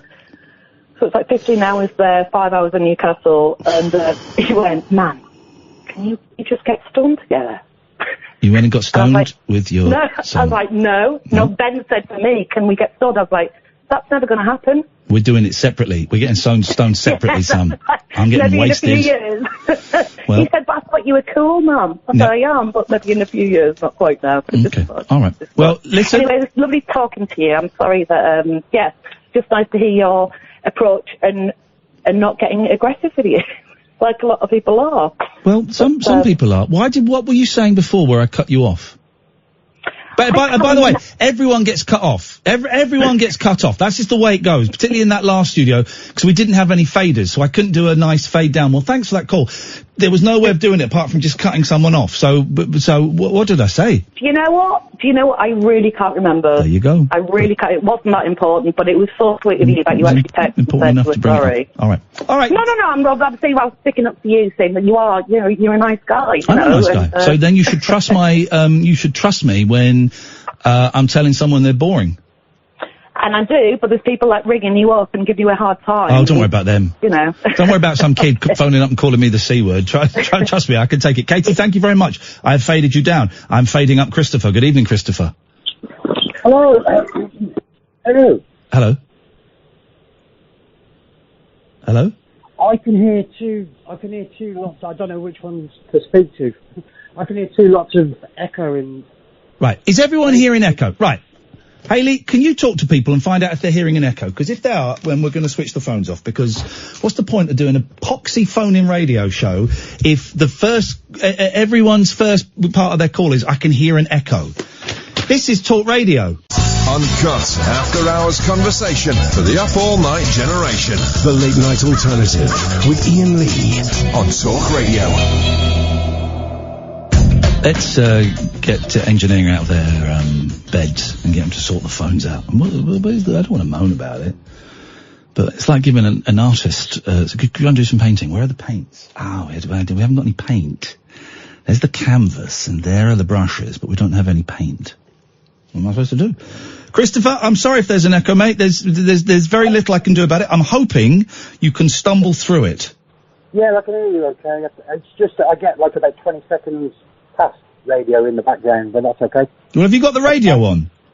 No, I haven't got the radio on. It's coming through the phone. It is. Okay, well, I apologise for that, man. What have you got for us? No, that's fine. I've rang up. I'd like to talk about either legalisation of drugs or the global warming thing. Okay, well, what do you want to talk about? Well, the global warming thing, I think that, I mean, there's a lot going on at the moment, isn't there? Everybody's moaning about it, and the youth are panicking about it, that the future's going to be terrible. But in 30 years' time, AI is going to be able to solve global warming, because it'll do the equivalent of solving a problem deserving a Nobel Prize every second, which, you know, that's what I think is going to happen in the future. They'll clean the seas. AI is going to solve global warming. Yeah, AI. And where have you got this from? From Joe Rogan. Do you listen to Joe Rogan, the podcast? No, I don't listen to Joe Rogan. Oh, Joe Rogan's brilliant. He had a scientist guy on who was they're talking about quantum computers, the future, and in the future, the intelligence is going to be so that they can solve a Nobel Prize every second. That's how powerful the computers will be. So the problems in the future will all be solved. So what you're saying is we shouldn't worry about problems now, because in the future they'll all be solved. They'll all be solved by AI. So we shouldn't worry about them now. Yeah. That is the stupidest thing I've ever heard in my life. Really? We shouldn't worry about them now, because one day they'll all be solved in the future. Well, they'll only be solved in the future if we start working on them now. But there's no need to work on them now, because the computers of the future will fix everything. Everything. Okay, so when do we get these computers of the future? Well, they're developing them now. Quantum computers are already... Oh, so we should all just sit back and carry on poisoning the planet and dying of cancer and all of that? Anyway, aren't they? Jesus, man, that's the dumbest thing I've ever heard in my life. And if you're an argument for legalizing drugs, then I'm totally changing my opinion, and we should never legalize drugs. No, I definitely, that's what I was going to say. And I think that lady doesn't understand what... Are you on speakerphone? No. Why does it sound awful? I have no idea. I can hear it like 30 seconds ago what we were talking about. I don't care about the echo. I'm caring about the fact that you sound awful. Oh, right, sorry. Okay, so go and talk about drugs. Yeah, the legalisation of drugs. I think that it really is a travesty that the police chase after people who are addicted to drugs, and they're made to beg for or whatever. I mean, have you seen the streets lately? Have you seen the amount of homeless people? There's more homeless people everywhere in the country. They're not all on drugs. That's partly to do with the tax on the bedroom tax. People couldn't pay their rent. Well, hang on a minute. Where's your data that says that the number of homeless people is to do with the spare room subsidy? Because I know homeless people that have been kicked out for that, and for drug addiction as well. Okay, well, how many do you know? I mean, I give them money sometimes. So you don't know them? Yeah, well, I speak to them. Right, well, how many do you know? Only like half a dozen. All right, and how many of that half a dozen are homeless because of the spare room subsidy? No, I only say about the spare room subsidy because there was a girl that was... Yeah, okay, well, how many of... well, you said that there's an increase in the number of homeless. You said there is an increase in the number of homeless because of the spare room subsidy. So how many of those 6 are homeless because of the spare room subsidy? One. Right, man, come on, you're doing a lot of extrapolation. Okay, all right. Here's the thing, right? Don't phone up and just make stuff up. Phone up and say facts and opinions, but don't just make stuff. We don't know that there are masses more homeless people. Maybe there are, I don't know. But you giving some money to some homeless people doesn't prove that point.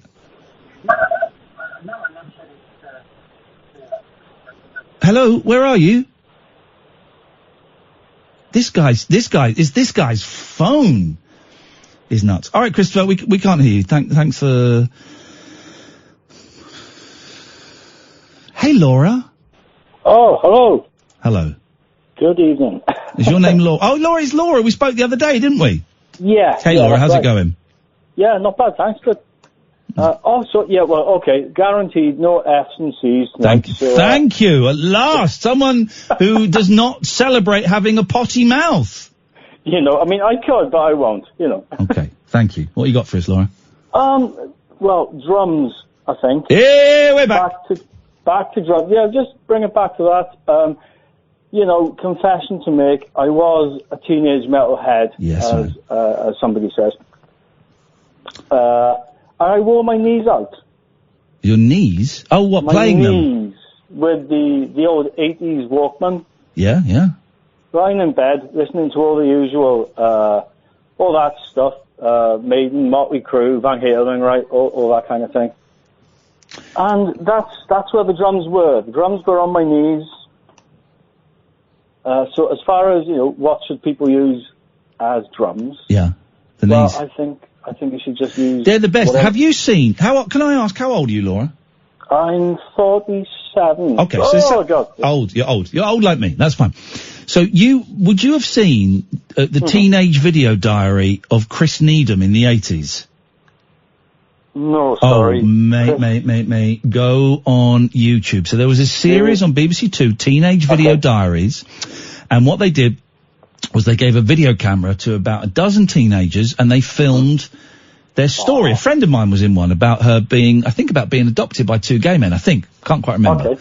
Yeah. And there is one, and it's gonna be from about 1989, maybe 1990, 91 maybe, called Chris Needham, and it's about him just trying to start a heavy metal band. Oh, wow. It is like it's like a real life Spinal Tap starring 15-year-olds.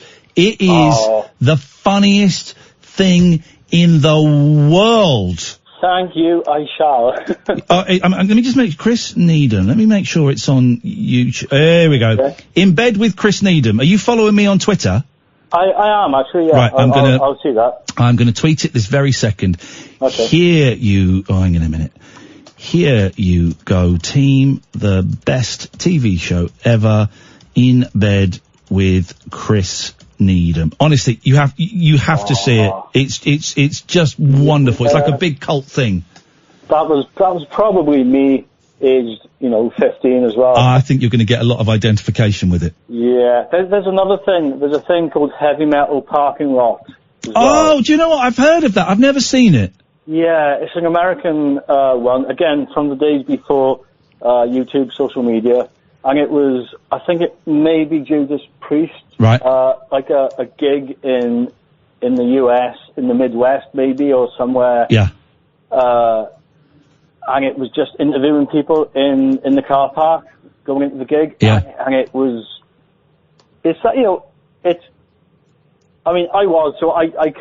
can't take the P and say, oh, look at these. Because you were one of them. Yes, I was. Exactly. I was. And I mean, everyone who ever had a bit of metal in them still has a bit of metal in them. Yeah. Well, thinking of Gloria Estefan. Well, yeah. She's got quite a lot of metal in her, isn't she, after that coach crash, unfortunately? Oh!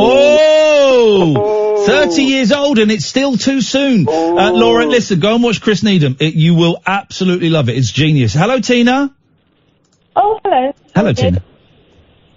Hiya. What a sparky show it is this evening. What have you got for us, Tina? No, I was just thinking, that poor woman you spoke to, you were deliberately winding her up by getting her name wrong. Chantay? I might have been. Yeah, you're the problem. It's you. I'm the problem. I'm the problem, but I'm also the solution. Imagine. It's exactly that. You wind everybody up. Oh, no, not everybody. I don't wind you up, Tina. That's because I won't let you. No, you see through it. You're too clever.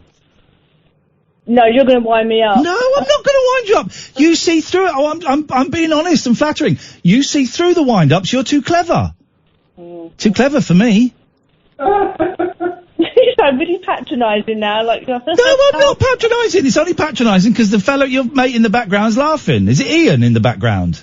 Yeah, he's playing GTA at the moment. Of course he is, because he's got, and this is the thing, Tina, he's got a beautiful woman there, that he could be making love to in a variety of positions, and instead... R-rated car. Alright, he could be making love to you in one position, and instead he's going around stealing cars and shooting people in a computer world. How sad is that, Tina? You deserve better than that. I know, picking up prostitutes, that's what they do. In the game, I'm assuming she means. In the game, yeah. Well, hopefully. Is that, he hasn't even got the balls to go and pick up real prostitutes. He's picking up computer ones. He ain't got the money. Oh, well, okay. I was thinking about poor old George. Wouldn't it be just better if you just didn't let him on? I said to him, oh, no, I don't mean that, because I'm sure he's lovely. But... wouldn't it be better and just more fair if we just put him out of his misery? Gave him a lethal injection. Like no, I just feel bad for him, but it's the same old thing, isn't it? Night after night. Oh, Tina. Oh, God, no, I'm going to have to go. No, I don't want to drop myself in it. I might come get and, a load of hate for come and live with me. Come and live with me. No, what, on the farm? Yeah, come and live with me on the farm. Nah. Forget that, loser. I'll be the cleaner. I spell my name properly, and I can do it in 2 positions. Oh, get you. Yeah, on top and on bottom. Not like that! And on that bombshell, I'm going Thank you very much indeed. 0344 499 1000. We got Mark and then we got Nigel. This is Talk Radio. Closing time conversation for tax inspectors, taxi drivers, and taxidermists. Great big talk for the wee small hours. You've been trolling me big time, mate. The Late Night Alternative with Iain Lee on Talk Radio. 0344 499 1000. Let's go to Mark, then we've got Nigel. Good evening, Mark. Good evening, Ian. How are you? I am a spiritual giant. Exactly. I've got a couple of questions for you. Yeah, okay. Are you going to come to Nottingham to do a rabbit hole? No. Well, that's a shame. And 2, I've now been put off Chardonnay wine because of one young lady using the seed bomb. Say that again. You've put off what? I've been put off Chardonnay wine. Oh, okay, because but her name was Chantay, so you should be put off. Same, isn't it? Chardonnay. What a rude young woman she was. Hey, listen, maybe she's had a bad day. But here's the thing, if you're going to phone up and criticize, I was rude to George, and there is definitely room for criticism there. But don't phone up and lie and say, I've been listening every day for a year, and well, who does the show with me? I don't know, I don't listen that much. Well, come on, man. For God's sakes. People, huh? Hey, Mark, can I blow your mind, right? Yeah. James Corden, right, has got a new £5 million a year contract, right, to stay in America. I saw that. £5 million a year, right? Uh-huh. But guess who the top earner is in American television? Is it James Corden? No. Now this must be in total. This can't be a year. This has to be in total, right? The number 3, we're going to do it in reverse order. This must be in total. So the number 3 top US TV earner, right, with £64 million is Dr. Phil. Okay. Dr. Phil. Are you aware of Dr. Phil? Yeah, I think I've seen him on Now, TV. I want to know why you won't let the lady sleep in the same bedroom as the boy. What's going on? It's something like that. Number 2, at £72.5 million, is Ellen. I love Ellen. I love Ellen. I think she's brilliant, right? So number 3 is 64 million. Number 2 is 72.5 million. Then we take a big old leap, right? Of 50 million. We go up to 122 million. You will never guess who it is. The number 1 top TV earner in America. I'm not sure. Shall I tell you? Go on. It's Judge Judy. Really? Judge Judy. Oh my. She's worth 122 million. Judge Judy. She must be taking backhanders. That is crazy.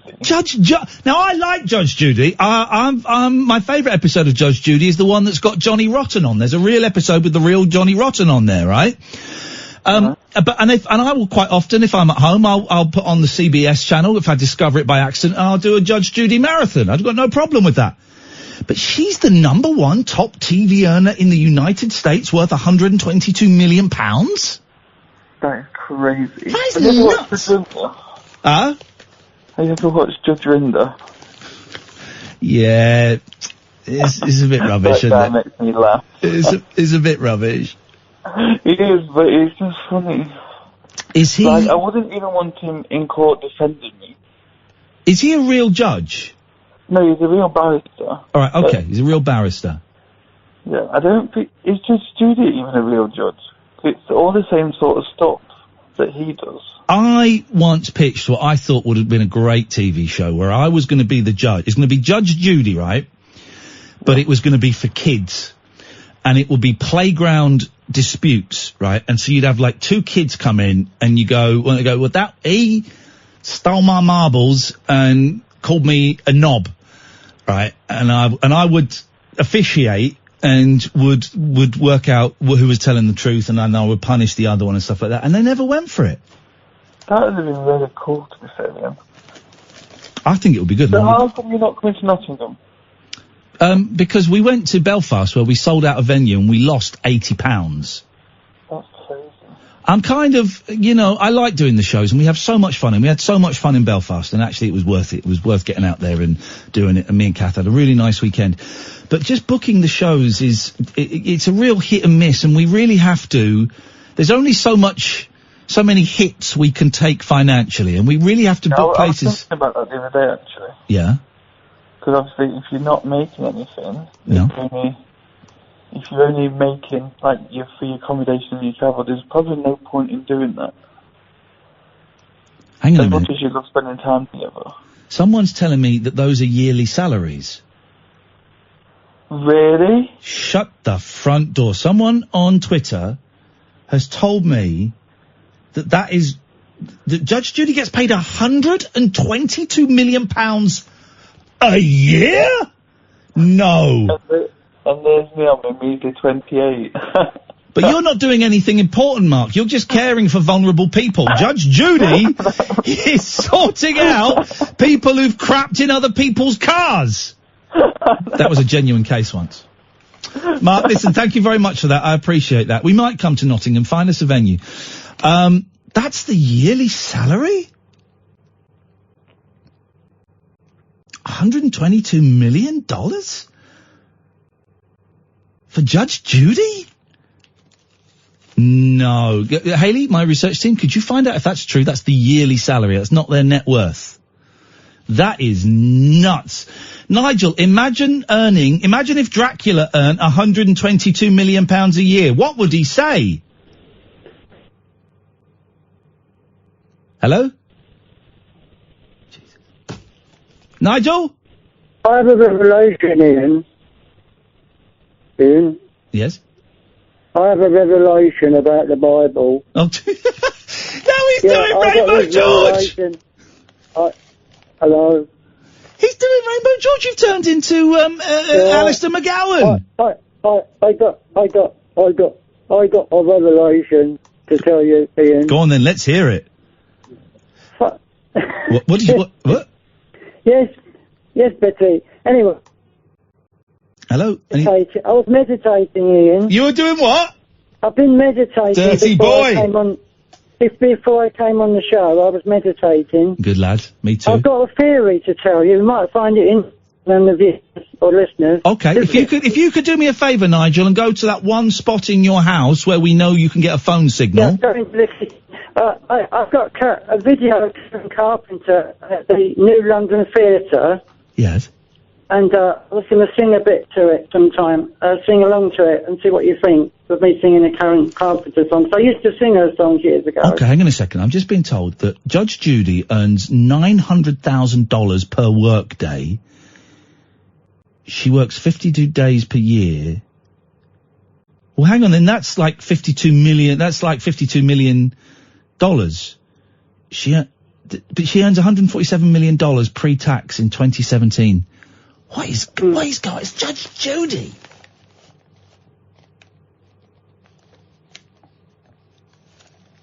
That's Judge Judy. Find out what channel Judge Judy is on in America, please. I want to give them a call. Yeah, I've met Karen Carpenter. Mm-hmm. Yeah. Was that good that I did? Okay. Nigel, go and stand where we can hear you, please. Was that good what I did with Rainbow George? It was brilliant. Go and stand where we can hear you, because the phone signal You keeps... should really let him speak. Nigel, I'm going to interrupt you. I'm going to stop you speaking. Go and stand where we know you can get a phone signal. Jesus Christ! Nigel! Oh, God. Go and stand where we know you can get a phone signal!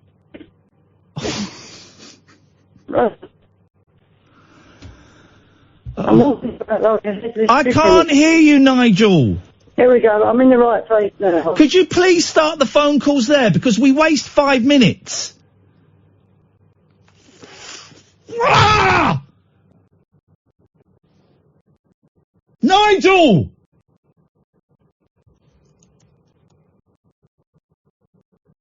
Nigel!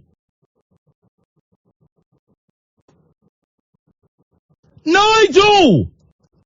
It's gone. Jesus. Oh, man alive.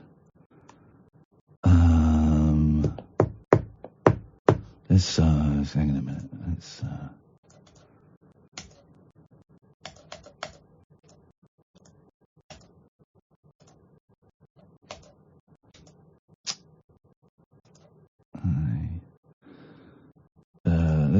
let's phone up CBS where Judge Judy works. Access to the 800 number you have dialed is not free of charge outside the United States. I've got money. If answered, you will be charged at international direct dialing rates for the call.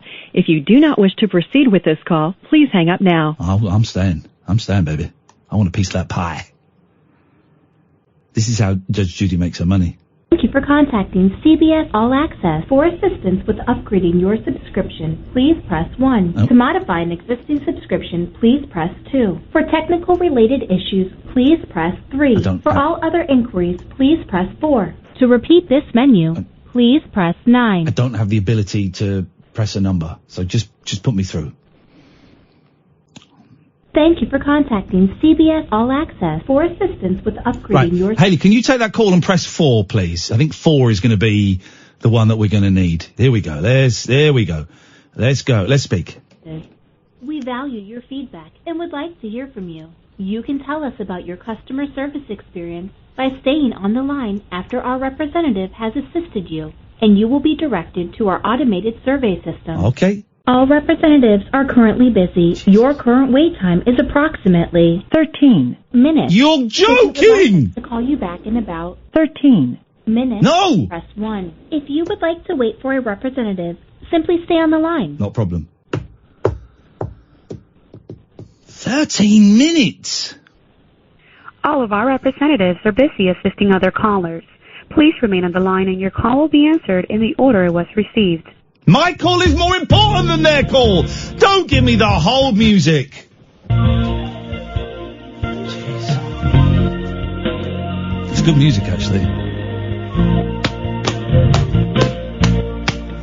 Walking all day, driving a truck, pick up pretty ladies, getting across America. Oh yeah, America, America man. Making love in my truck. I'm an American man, doing the best that I can. I got a gun, I put it in my pants and have some fun. I got a lady and a dog. I play football, American football. It's a good song now, I like that song. 0344 499 1000 is the telephone number if you want to give us a call. We're going to wait. I'm going to talk to CBS in America. I want a piece of Judge Judy's... Hello? The representative will be with you shortly. I want a piece of Judge Judy's sweet, sweet honey-filled pie. I don't mean it, that sounded vulgar. I didn't mean I meant the money pie, not the fanny pie, which you can say, because fanny in America actually means ass. And I know this because I was at a Neil Diamond concert once and with my mum, and he said, "Can everybody get up and shake your fannies?" And no one knew what to do. It's at Wembley Arena. No one knew what to do. It was very confusing. Making love to American ladies, firing my gun in the air. driving my truck, CB radio, watching the A-Team, yeah. That's a great song. Okay, 0344 4991. I'll take this call straight to air. Let me just take this. Hello, caller, you're on the air. F-word. How dare you! Don't say the F-word.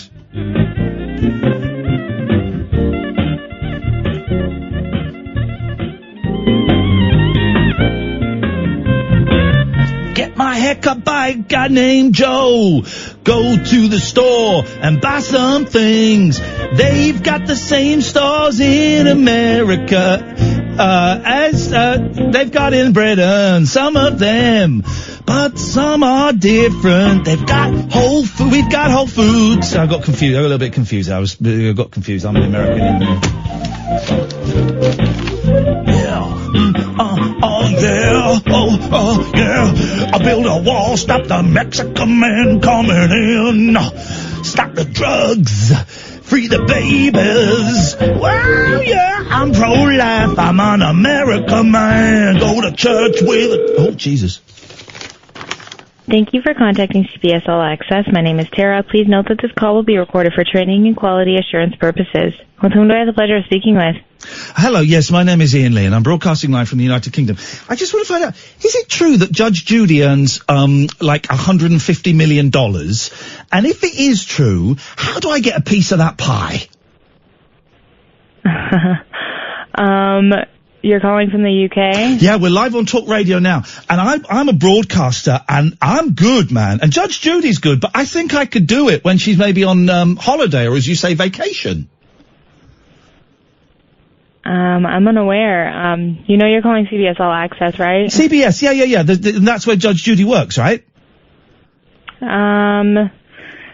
This is the streaming service for kind of like in comparison to Netflix for CBS All Access. Okay. This isn't necessarily CBS. Okay, could you put me through to the person that deals with the $100 million contracts? Because I think I deserve one. I came third in I'm a Celebrity over here. You may have heard of me. I was the guy that stole the strawberries with Amir Khan. No, unfortunately I haven't. You missed that. I cried. I showed a sensitive side to masculinity in the 21st century. Doesn't ring any bells. All right. Didn't make it over there. No, it doesn't. Balls, that's a shame. If you wouldn't mind if I could place you on a brief hold to see what I can do. Beautiful. Thank you so much. And I'll be back with you in just a moment. Just a reminder, I'm after a $100 million contract, please. Okay. Thank you so much. We'll be late for the news, because if this works, and I think this is going to work, I'm going to buy the freaking news. The news is going to be me getting a $100 million contract. Serious music. They're taking me seriously. Serious music is being played. This is it. This is the executive hold music. This is not your American truck driving bullshine. This is serious music.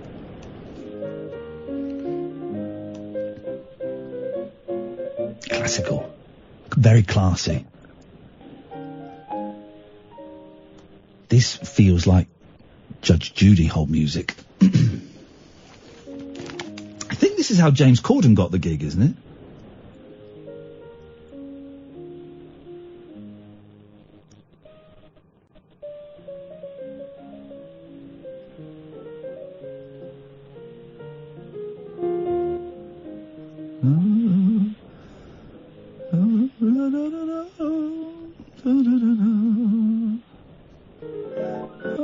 Okay, are you still there with me? Hello, yes I am, yes.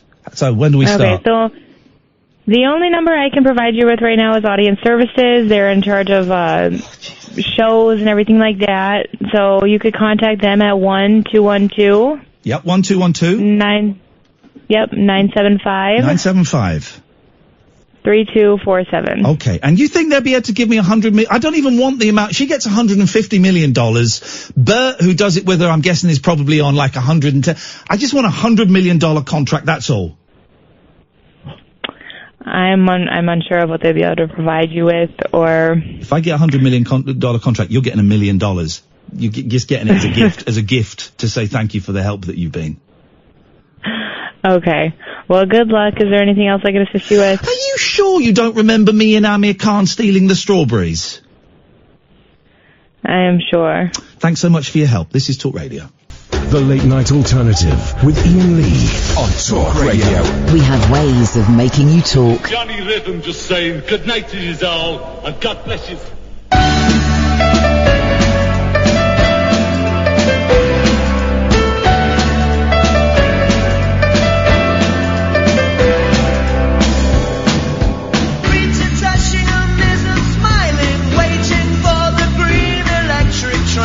Take her down to London, where she will see Mr. Wilson standing by the iron railings, opposite the chestnut palings. David Hemmings will be waiting with a job for David Bailey. And the sun is always shining on Wardour Street, filled up pop stars.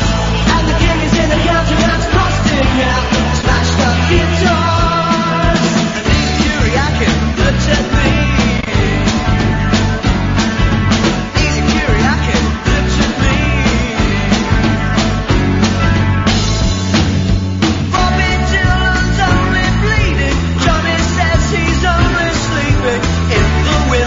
Georgia Ringo, see you down the big flamingo. Mrs. Peel, or is it Emma, leaning on the black umbrella? Had to be the biggest seller after Martha B. Mandela. And the rain is only falling in the northern streets. Documentary, but they hardly say a word about Vietnam. And Eva Kuriakin looked at me.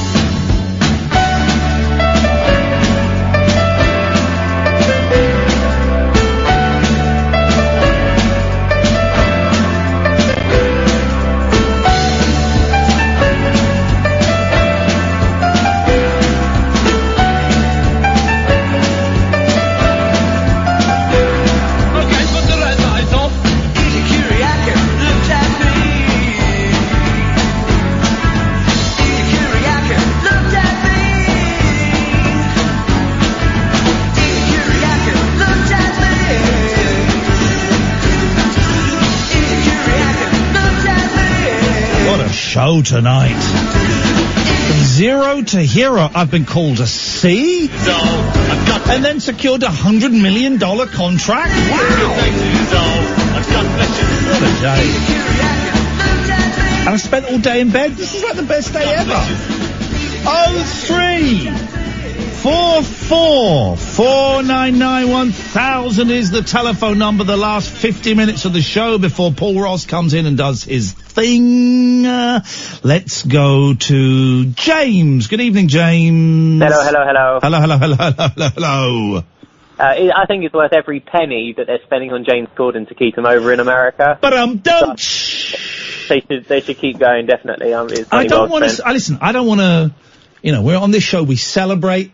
I don't want to sound all bitter and stuff, but I don't get it.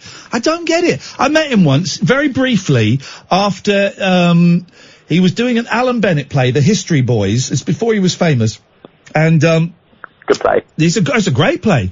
And the girl I was going out with at the time, this would have been about 15 years ago. So I maybe a bit more than 15 years ago. I'd done a bit of telly, but the girl I was going out with knew him for some reason. And so we went sort of backstage just to meet him, and he said hello, and he was very nice and all of that. And then, 20 minutes later, he became a huge superstar. But I don't, no, I am jealous. I'm jealous. It's purely jealousy, James. I'm big enough to admit it. I'm jealous. I'm jealous of him. I don't know what the Americans see in him. I don't know what we saw in him, let alone the Americans. But maybe the Americans will see something in me that the British public is so obviously missing.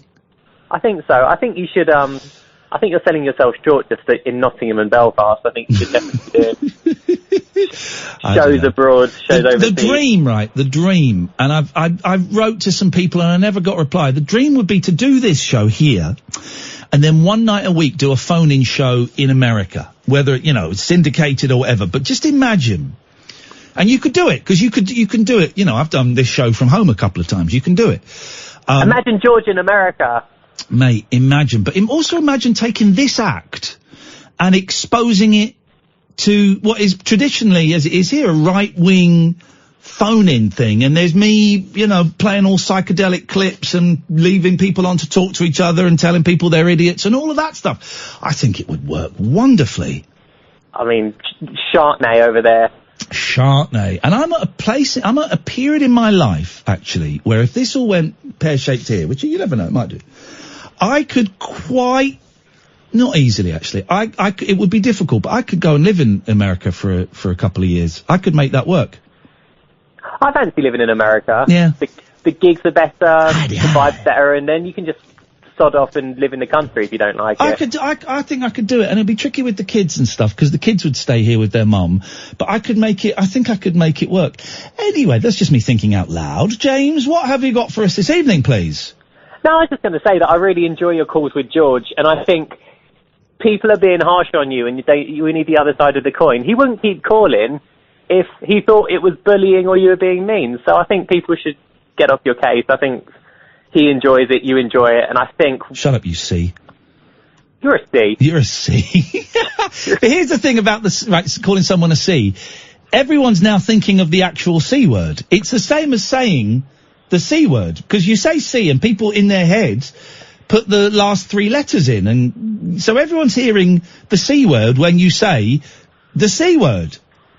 You don't want to do that in America. No, man. 10 times the impact over there. I was a bit mean to George today. It was meaner than usual. I've got no defence against that, but it felt deserved, and it felt, it got a reaction from some people, which is good. It's good to listen to the radio show and actually feel something, whether it's anger or disappointment or joy. But also, he just doesn't listen, man. He doesn't listen. And you know what? He'll call tomorrow, and the day after, or no, I don't think he's in. No, but Howard's in on Friday, so he'll call and he'll get 25 minutes. They deserve each other, them two. He'll get 25 minutes on air talking his rubbish, and Howard will lap it up. I just think it's funny that you were low yesterday, and everyone brought you up, and you were quite high today, and everyone's trying to suck your buzz. I'm trying to bring the vibe up. Everyone's bringing me down. James, always nice to talk to you, mate. James, your mum was poorly, wasn't she? She was. She's in nursing care now. Hey. It's the best place for her. Right. We'd probably have lost her by now had she been at home still. So it was a big change to the place and my life, but she's in the best place and she's getting the best care possible, so I'm happy. Well, I know what that is like, and it is it's tough on everybody, and but yeah, if you know that she's... Tough decision, man. It's a tough decision to make, to say... Did you have to make... Did you make the decision? I had to, yeah. It was you that did it. Yeah. And you feel like you've betrayed her, like you've lost the best interests. Yeah. But then I see her, I visit her, and the time we spend together now is more quality time. It's for the best all round. Well, because you're not seeing her, I'm assuming, and I guess I'm putting my story on this, but when I would see my mum when she was in her house, I would be over there and I would be cleaning things and I would be feeding her and I would be checking that she had toilet roll and asking how she got that bruise and all of that stuff. But now I can go and see her and we can go out for a coffee or we can go and see a film and I don't have to worry so much about how healthy she is. It's a little bit harder than that. She's bedbound and she can't really get around as much, but I can actually talk to her, be more civil, so the time we spend together is more quality, so it's actually for the best. Mate, and are you okay?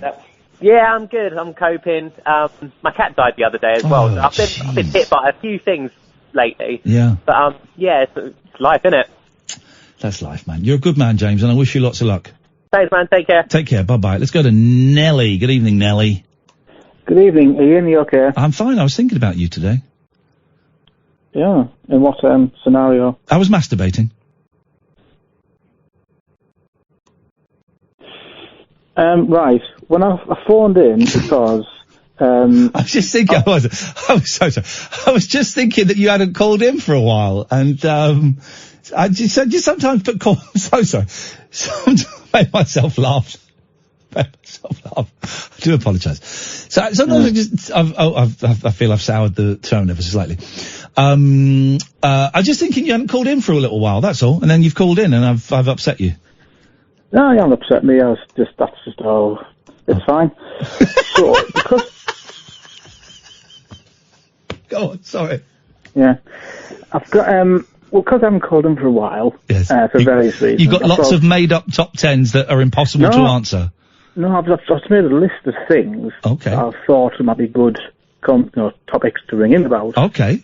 So, I've got like a list here. I mean, you can just tick them off or choose one or whatever. Let's go through them and see what we get.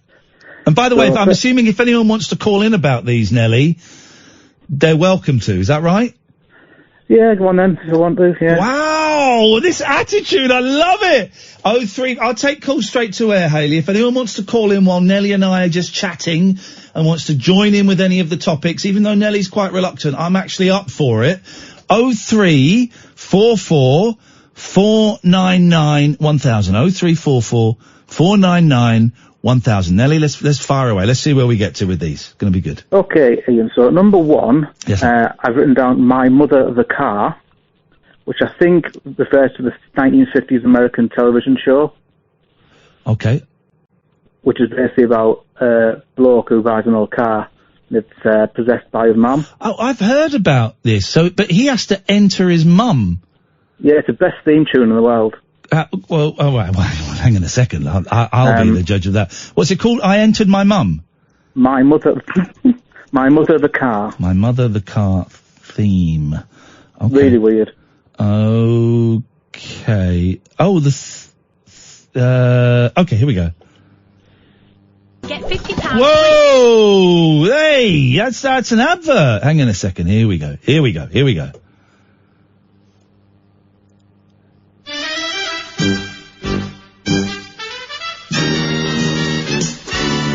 Everybody knows in a second life we all come back sooner or later.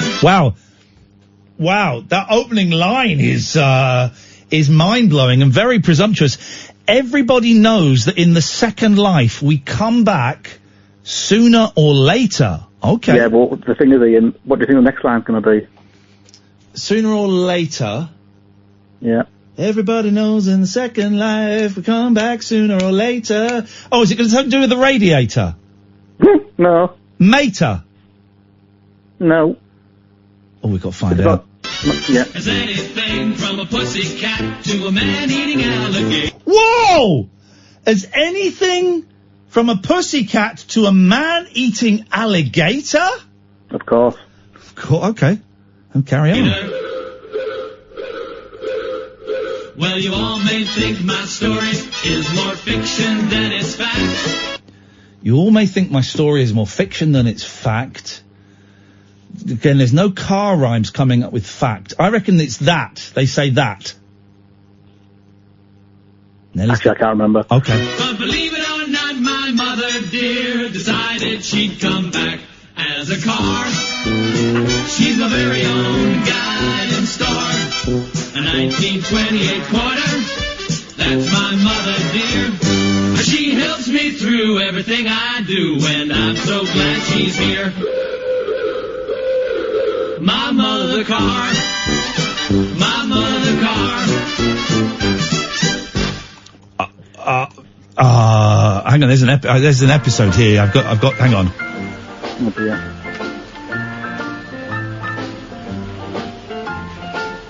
There's a guy wandering around what we would call in America a car lot.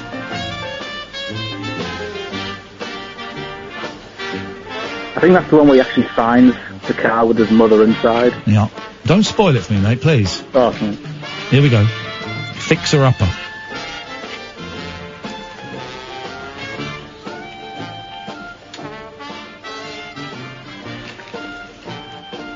Do you want to know the next thing on my list? Yeah, go on, because that's quite a long... yes, go on. 0344 499 1000. People are not champing at the bit yet, Nelly, but I'm sure this next one's going to get them. Away you go. Okay, I've written down post-sex chat. So, obviously, after, you do that, there's usually a bit of a silence and there's before conversation may start up. There's a bit of a silence and a slight feeling of shame and awkwardness. Yes, I do know that. So I just wanted to know what maybe is a good conversation starter in that sort of scenario. 0344, stay there, Nelly, I've got to take a break. 0344 499 1000. I tell you what I normally say straight after sex. Sorry. But let's get your conversation starters after intercourse, and we're going to hear the rest of Nelly's excellent phone-in topics. This is Talk Radio. The Late Night Alternative with Iain Lee. On air and off the leash. On Talk Radio. Okay, I'll take these calls straight to air. We've got Nelly calling in. Nelly, just give us that last topic again, please. Post-sex chat. Okay. It's always a tough thing, and you know I'm aware that I talk about sex a lot on this show, so I'm going to keep stum. 0344 499 1000. What do you say? Surely you say something like, "That was fun. Thanks for letting me, thanks for doing that to my willy." I don't know. There's plenty you can say. Well, see. Obviously, I've been with the same woman for 10 years now, so I'm thinking back. Yeah. I sort of, what I used to do is maybe pick up a conversation we'd had prior. Just sort of like pick it up and sort of just, oh yeah, so did you see the next episode 24? Something like that. Wow. Or just let her recover and just not say anything. Okay. Basically, yeah. Okay. All right. Well, then, I'm talking less about sex, so, because yesterday was a very sexy show, so I'm gonna move on. Move on. What's your next, by the way, this hasn't really lit the phones up as much as we were both hoping. Right, okay. So, number 3, Greg's the Bakers. Okay. Now. Now you're speaking the language of the listener, I think. Well, first of all, yes. Do you like Greg's? Who doesn't? Question number 2, what is your preferred option when you go to Greg's? A big sausage roll. Number 3, did you know there are Greg's factory outlet shops where they sell cheap Greg's? Whoa. What are they? Like, is it like buying broken biscuits? Well, no, it's just like the previous day's Greg's. Yeah. That gets sent to these shops. Right. You buy them cheap. Well, where do I... Hello? Hello? Hello, I want to talk about the post-coital issue. No, thank you. Christ. Yeah, no,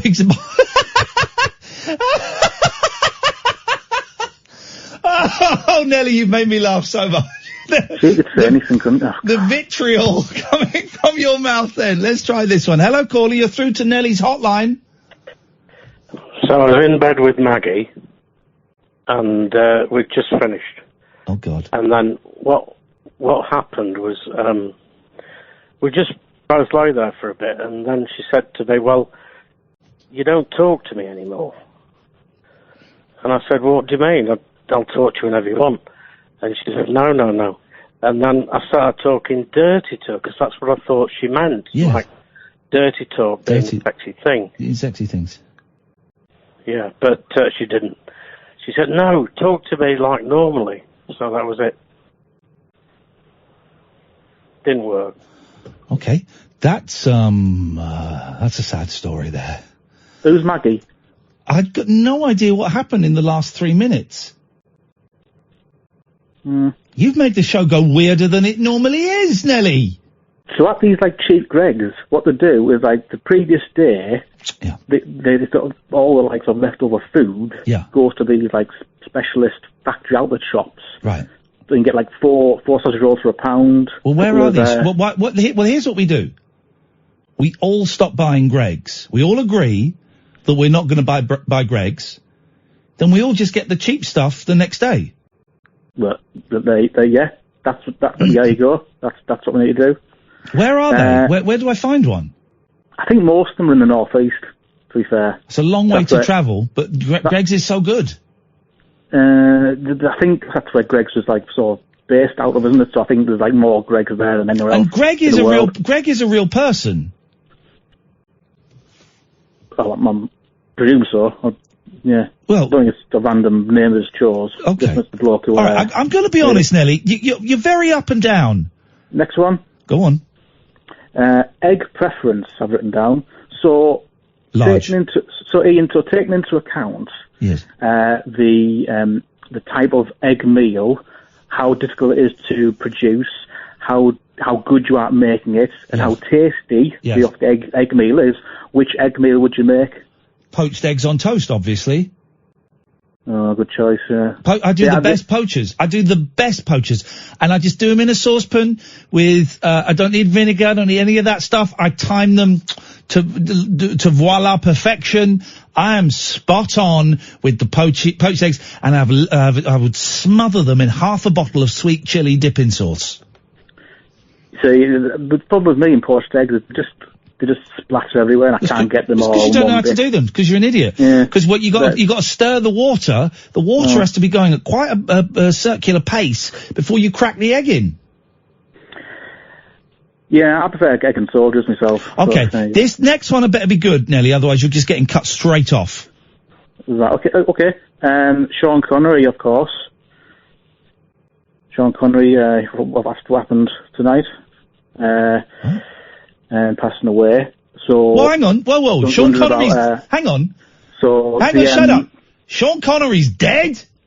So, what's happened is, there's been, reports coming out. No, there hasn't. That they don't know if it's, suicide or a bookcase falling on him. So, they think it was a case of self-harm. I missed the joke. Say it again. Short harm. Sean Tarm. They didn't know if it was suicide or if a bookcase fell on him. Yeah. They're saying it was a case of self-harm. Self-harm. Self-harm because he says instead of, okay. Yeah, I'm going to cut you off for that. Sean Connery's not dead. Outrageous. Oh, we just wasted 15 minutes talking to that guy to end on a rather dubious joke. Right, let's take calls straight to air till the end of the show, shall we? I think we'll do that. 0344 499 1000. This is Talk Radio. It's electric, it's eclectic, it's always rule-free. It's the late-night alternative with that man, Iain Lee. On Talk Radio. Okay, let's take calls straight to air. 0344 499 1000 is the telephone number if you want to give us a call. 0344 499 1000. We're going to take calls straight to air. It's the last 30 minutes of the show. Yeah, I'm hungry. I think it's a McDonald's drive-through tonight. I think it is. I've got a long day I'm up early tomorrow. I've got to be up about 9:10. Oh, tough to. Yes, but I don't get to bed until 3. Up at 9:10. Because I've got the boys all day tomorrow, and we're going to have fun. I don't know what we're going to do tomorrow, actually. I don't know what we're going to do tomorrow. Oh no, hang on a minute, I've got the wrong... Excuse me, pardon me. I do apologise, guys. A little bit windy pops. Mum... Kerry Rumble,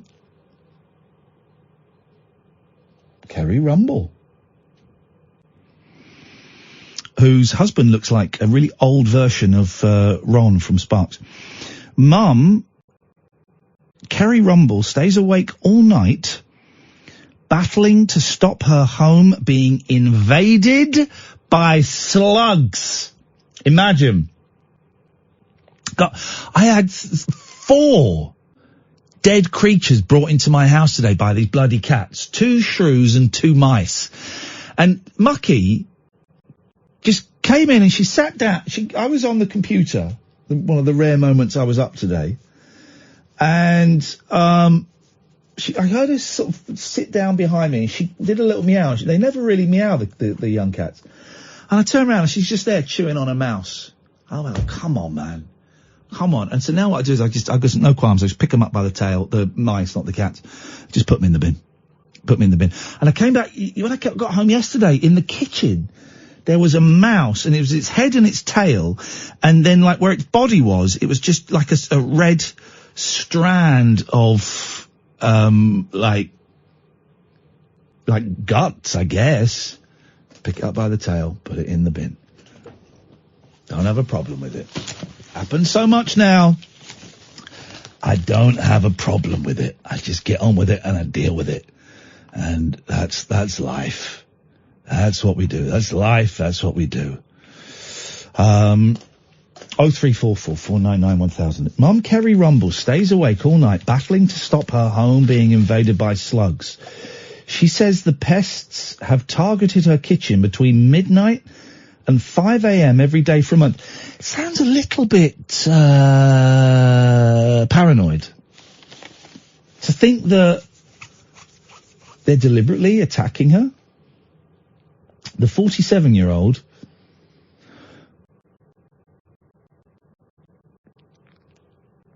caught 10 slithering across her worktops. That's nothing. You wait till the next sentence. She even found one inside her kettle. No, mate. No, mate. No, mate. No, mate. The mum of 3 has now covered the floor of her council home in Hull with salt in an effort to kill off the critters. It's beer, isn't it? You're supposed to that gets rid of them. Hello, line 1. You're on the wireless.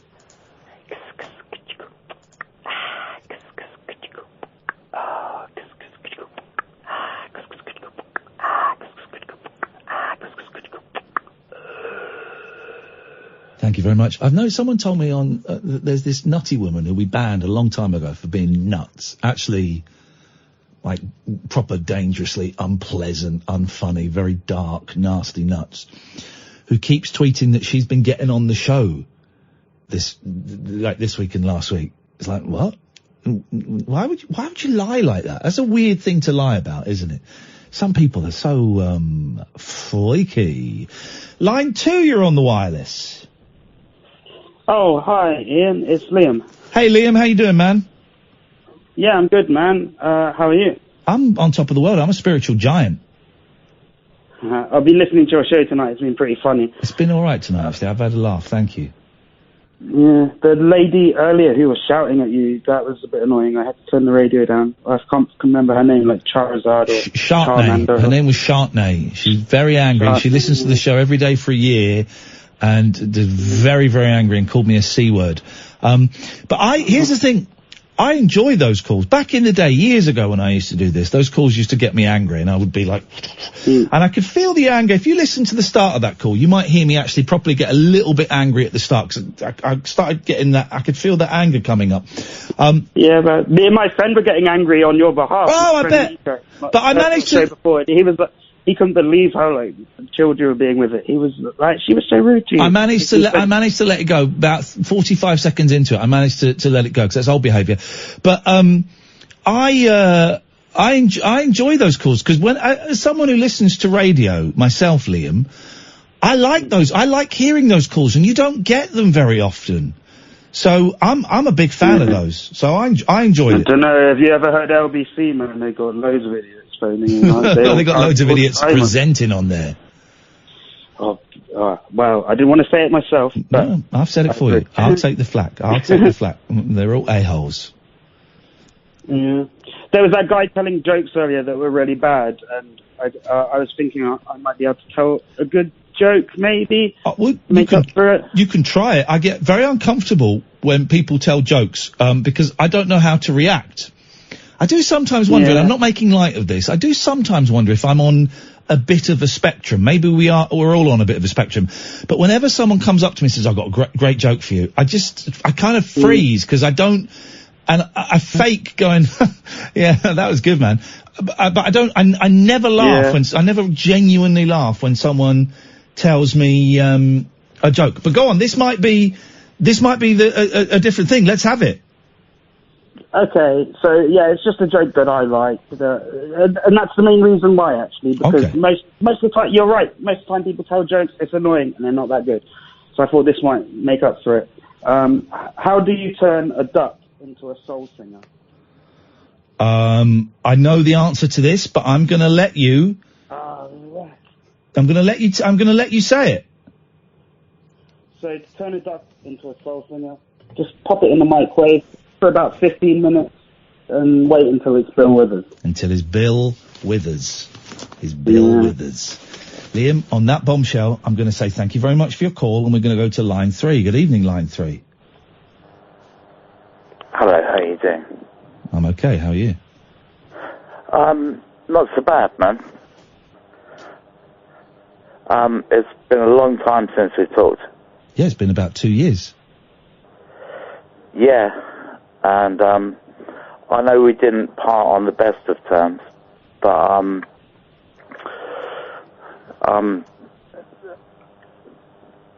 really back here to say I'm sorry that we parted. I thought we parted on all right terms. I thought we parted on all right terms, and we agreed that we weren't going to talk anymore, but you've called up, and that's great you've called up. What have you got for us tonight, Big Gav? Big Gav. Yeah, the one thing that I'm having problems with is something that I hope you might be able to help me with, is I've been dry for a long time. Okay. And I'm coming back onto the source. Okay. I don't do it a lot. I mean, I go for 2, 3, 4 weeks completely dry. Yeah. And then possibly for a weekend I spend every available bit of money that I've got on the old source.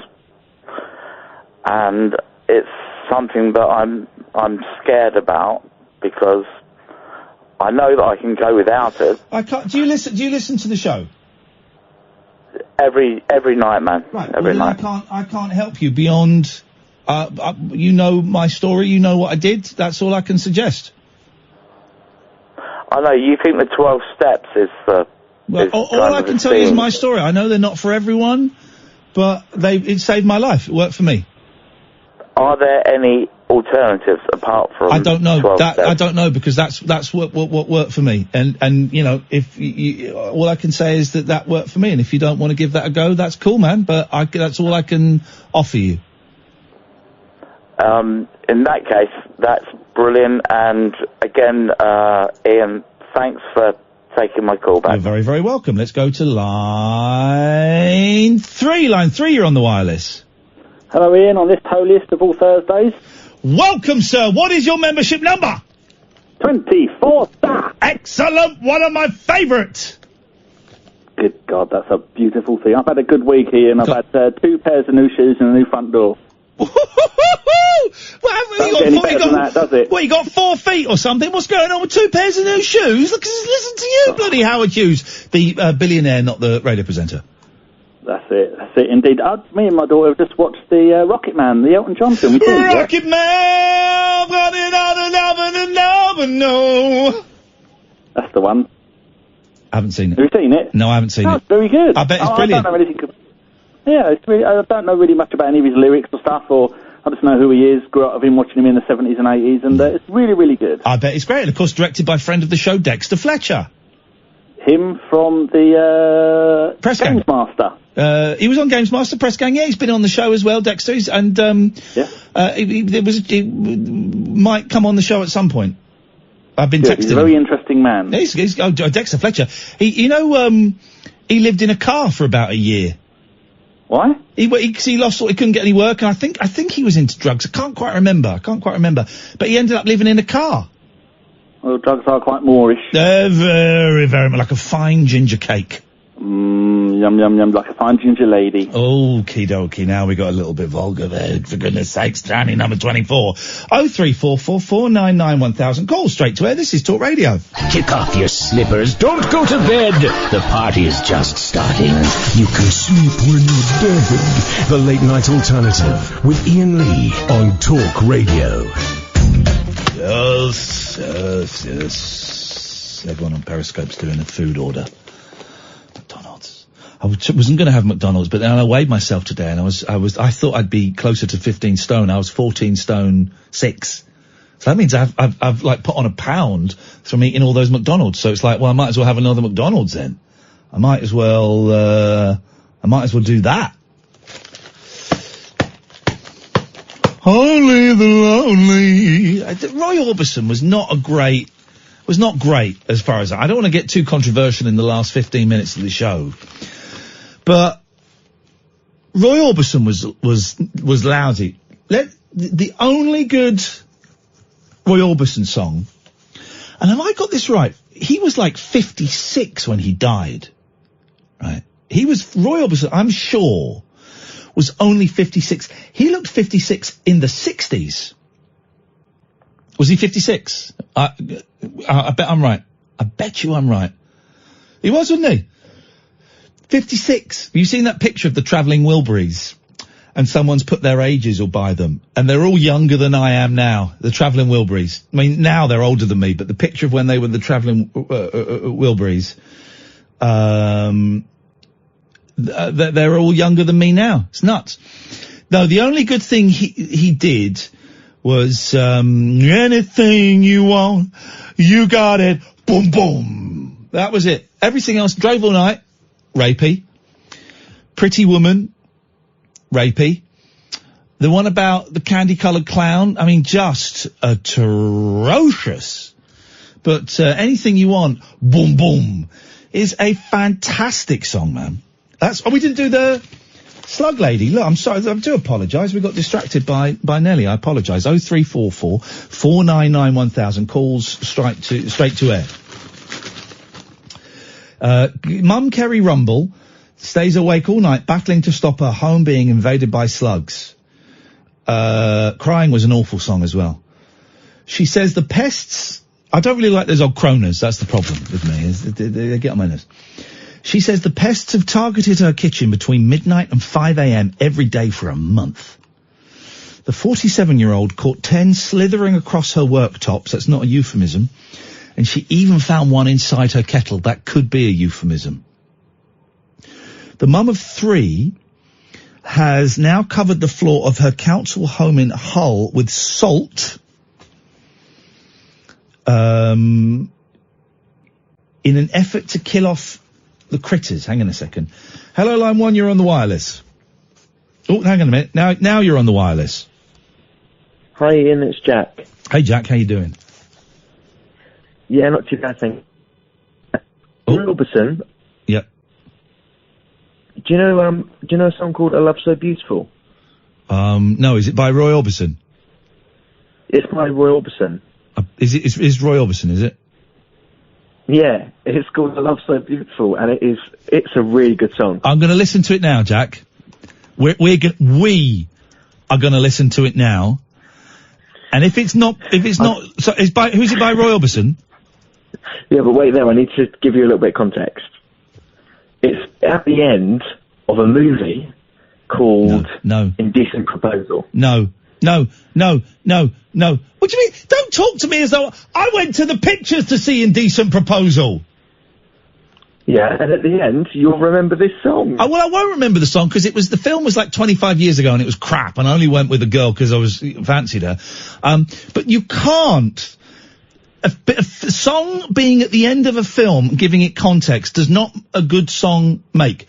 The song has to stand up on its own. Doesn't matter that Woody Harrelson has it off with Demi Moore. She is stunning in that film, and he's great. He's good looking in that film. But that's irrelevant. That's irrelevant. We're going to listen to it. Hey, that could be a call-in topic. What would you do? If someone offered you $1 million? Well, it depends. Well, what, to have sex with Robert Redford? No, with your wife. If someone offered me $1 million to have sex with my wife, it'll be awkward as we're divorced. At the time. Well, I would have sex with my wife, yes. No. Yes. What about the millionaire that wants to take her away for a night? No, it's a really, yacht? even at the time, people went, the premise of this film is really unpleasant. So, no. Dreadful. It's awful. All right, here we go. This is A Love So Beautiful. Oh, Jesus, already it's awful. He just did it with my wife. It's so good.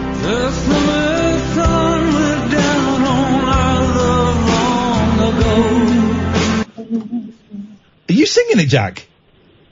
But you didn't let it get to the love so beautiful.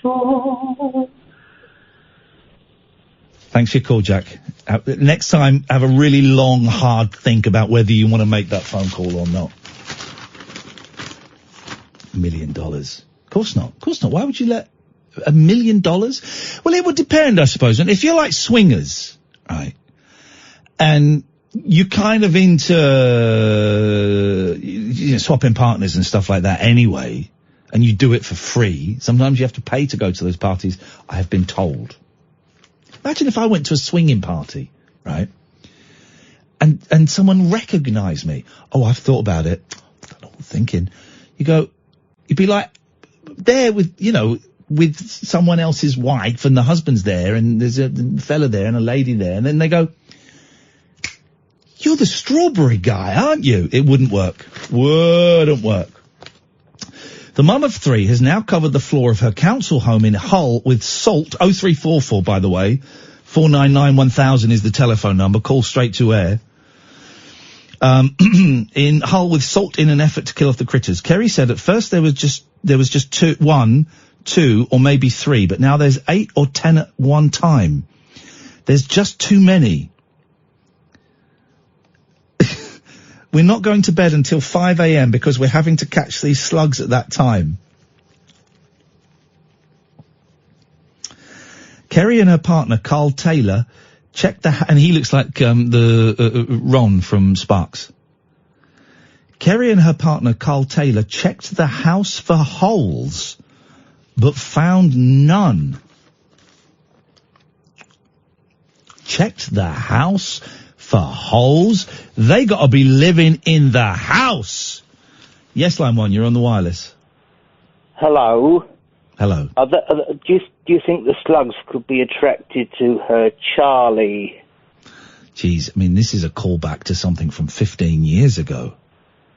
Just a thought, trying to be helpful. Thank you very much indeed. That's a callback to a phone call, literally from 15 years ago.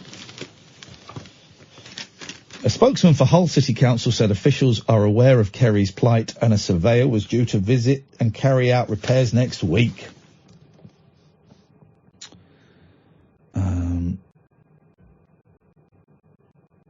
Okay, well, there you go. That's that. 0344 499 1000. I just know that in the dying minutes of the show, we are going to get, a call. You can with how, someone is just saying on Periscope, I hate it when people say literally and they don't mean it. Well, here's the thing, and this is literally true. And I didn't believe this, but about, 10 years, and this sounds like a joke. Hey, they've taken the word gullible out of the dictionary. 10 years ago, maybe 15 years ago, they changed the definition of the word literally. Did you know this? They have literally changed the definition of the word literally. And this is what makes language so wonderful. Because it evolves. Because so many people were saying, oh man, I literally died today, or I literally had a heart attack today. And of course they didn't mean literally. So the dictionary definition of the word literally now has 2 meanings. It means literally when something literally happens. And it also means, used in when you're telling a story as a kind of like a comparison, exaggeration type thing. So it's true. That's what happened. 0344 499 1000 is the telephone number. We've been pretty much above the waist for most of the show this evening. Let's go below the waist. Let's set the tone for Paul's show. The world's funniest fart sounds messy, lasts 4 seconds, and is embarrassing, scientists say. Actual scientists are saying this. They've done research into the best farts.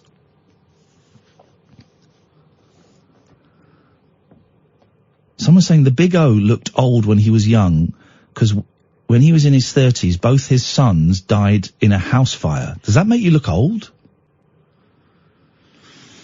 They studied 176 types, ranging from the common quack and the cheeky squeaker to the show-stopping thunder blunder. A team led by neuroscientist Dr. Helen Pilcher. They found a cure for cancer then, right? That's all sorted. Statistically analysed results of a public vote and drew up a mathematical formula. It reads F equals 1 times L S times K divided by blah, blah, blah, where I stands for intensity, L for length, and S for social embarrassment. The letter K is the number of kids present and A the age of the listener. G represents the gender factor. Women's farts are funnier, so multiplied by 1.05. Come in, Paul, and save us from ourselves. Save us from ourselves. How you doing, man? You all right? Very well indeed. In fact, there's a chap called Don Diego from Jacobean times who let rip, I think, in a cathedral, and it was so the talk of London that he's mentioned in a play by Webster. Wow. And it says, thou smellst like Don Diego's fart. Wow. So that man has lived forever, or lived for 500 years in English literature because of his emission. Well, I wonder if the same will be true for Catherine Boyle, because she is, I mean, it's not polite, but... She hasn't got a son, has she? The temptation to call your boy Lance Boyle. Yeah, well, yeah, you go, you see. What have you got on your show tonight? I want to say, first of all, you played My Mother the Car, the original theme tune. I'd never heard of this show. Dick Van Dyke's brother starred in it. Really? Only ran for one series, and I've got a brilliant version of it, and you'll probably find it online. Sammy Davis Jr. covered it when he was absolute, and he does, everyone knows in this whole life he'll come back sooner or later as everything from a pussycat to a man-eating alligator. Right. But the mother comes up as an inanimate object, voiced by Anne Southern. Around that time, off his head on Snow White, Sammy Davis also covered, and it's quite good, a version with lyrics of the Hawaii 5-0. You can count on me, babe. It's incredible. I've played it many. We'll start the show tomorrow. Try and dig out his version of My Mother the Car. Oh, I will. Full on. And is that on the same? Because that's a weird album of him doing like TV. Yeah, I've got so themes. many. I gave away, or didn't give them all away. I left them when my second wife kicked me out, and she gave them all to a charity shop. Right.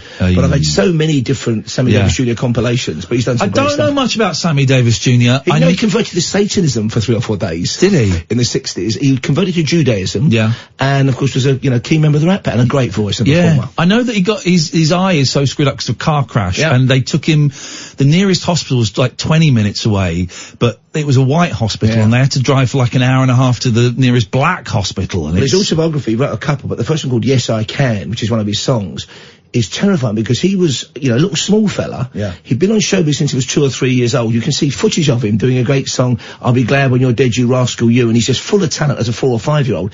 But he was in the first integrated unit in the American Army, but nobody told the crackers and rednecks you couldn't beat some of these soldiers practically to death. Wow. So in his time in the American Army, he had the most horrendous time. Yeah. And he'd been known for being on, being a kind of stage show star. So, and I love Royal Wisdom, but no account for taste. I do apologise. Check out Black and White Night. It's on the iPlayer at the moment. It's from the mid-80s, just before he died, actually. And you got the likes of Bruce Springsteen organised it, Elvis Costello, Katie Lang. It's a great concert. Big old special. Yeah. Right, you got 58:30. What's coming up? Well, we're getting a bit spooky on the show this morning. I'm keeping my mind open, an open mind about it, although I'm bordering sceptical. We have a home healer on.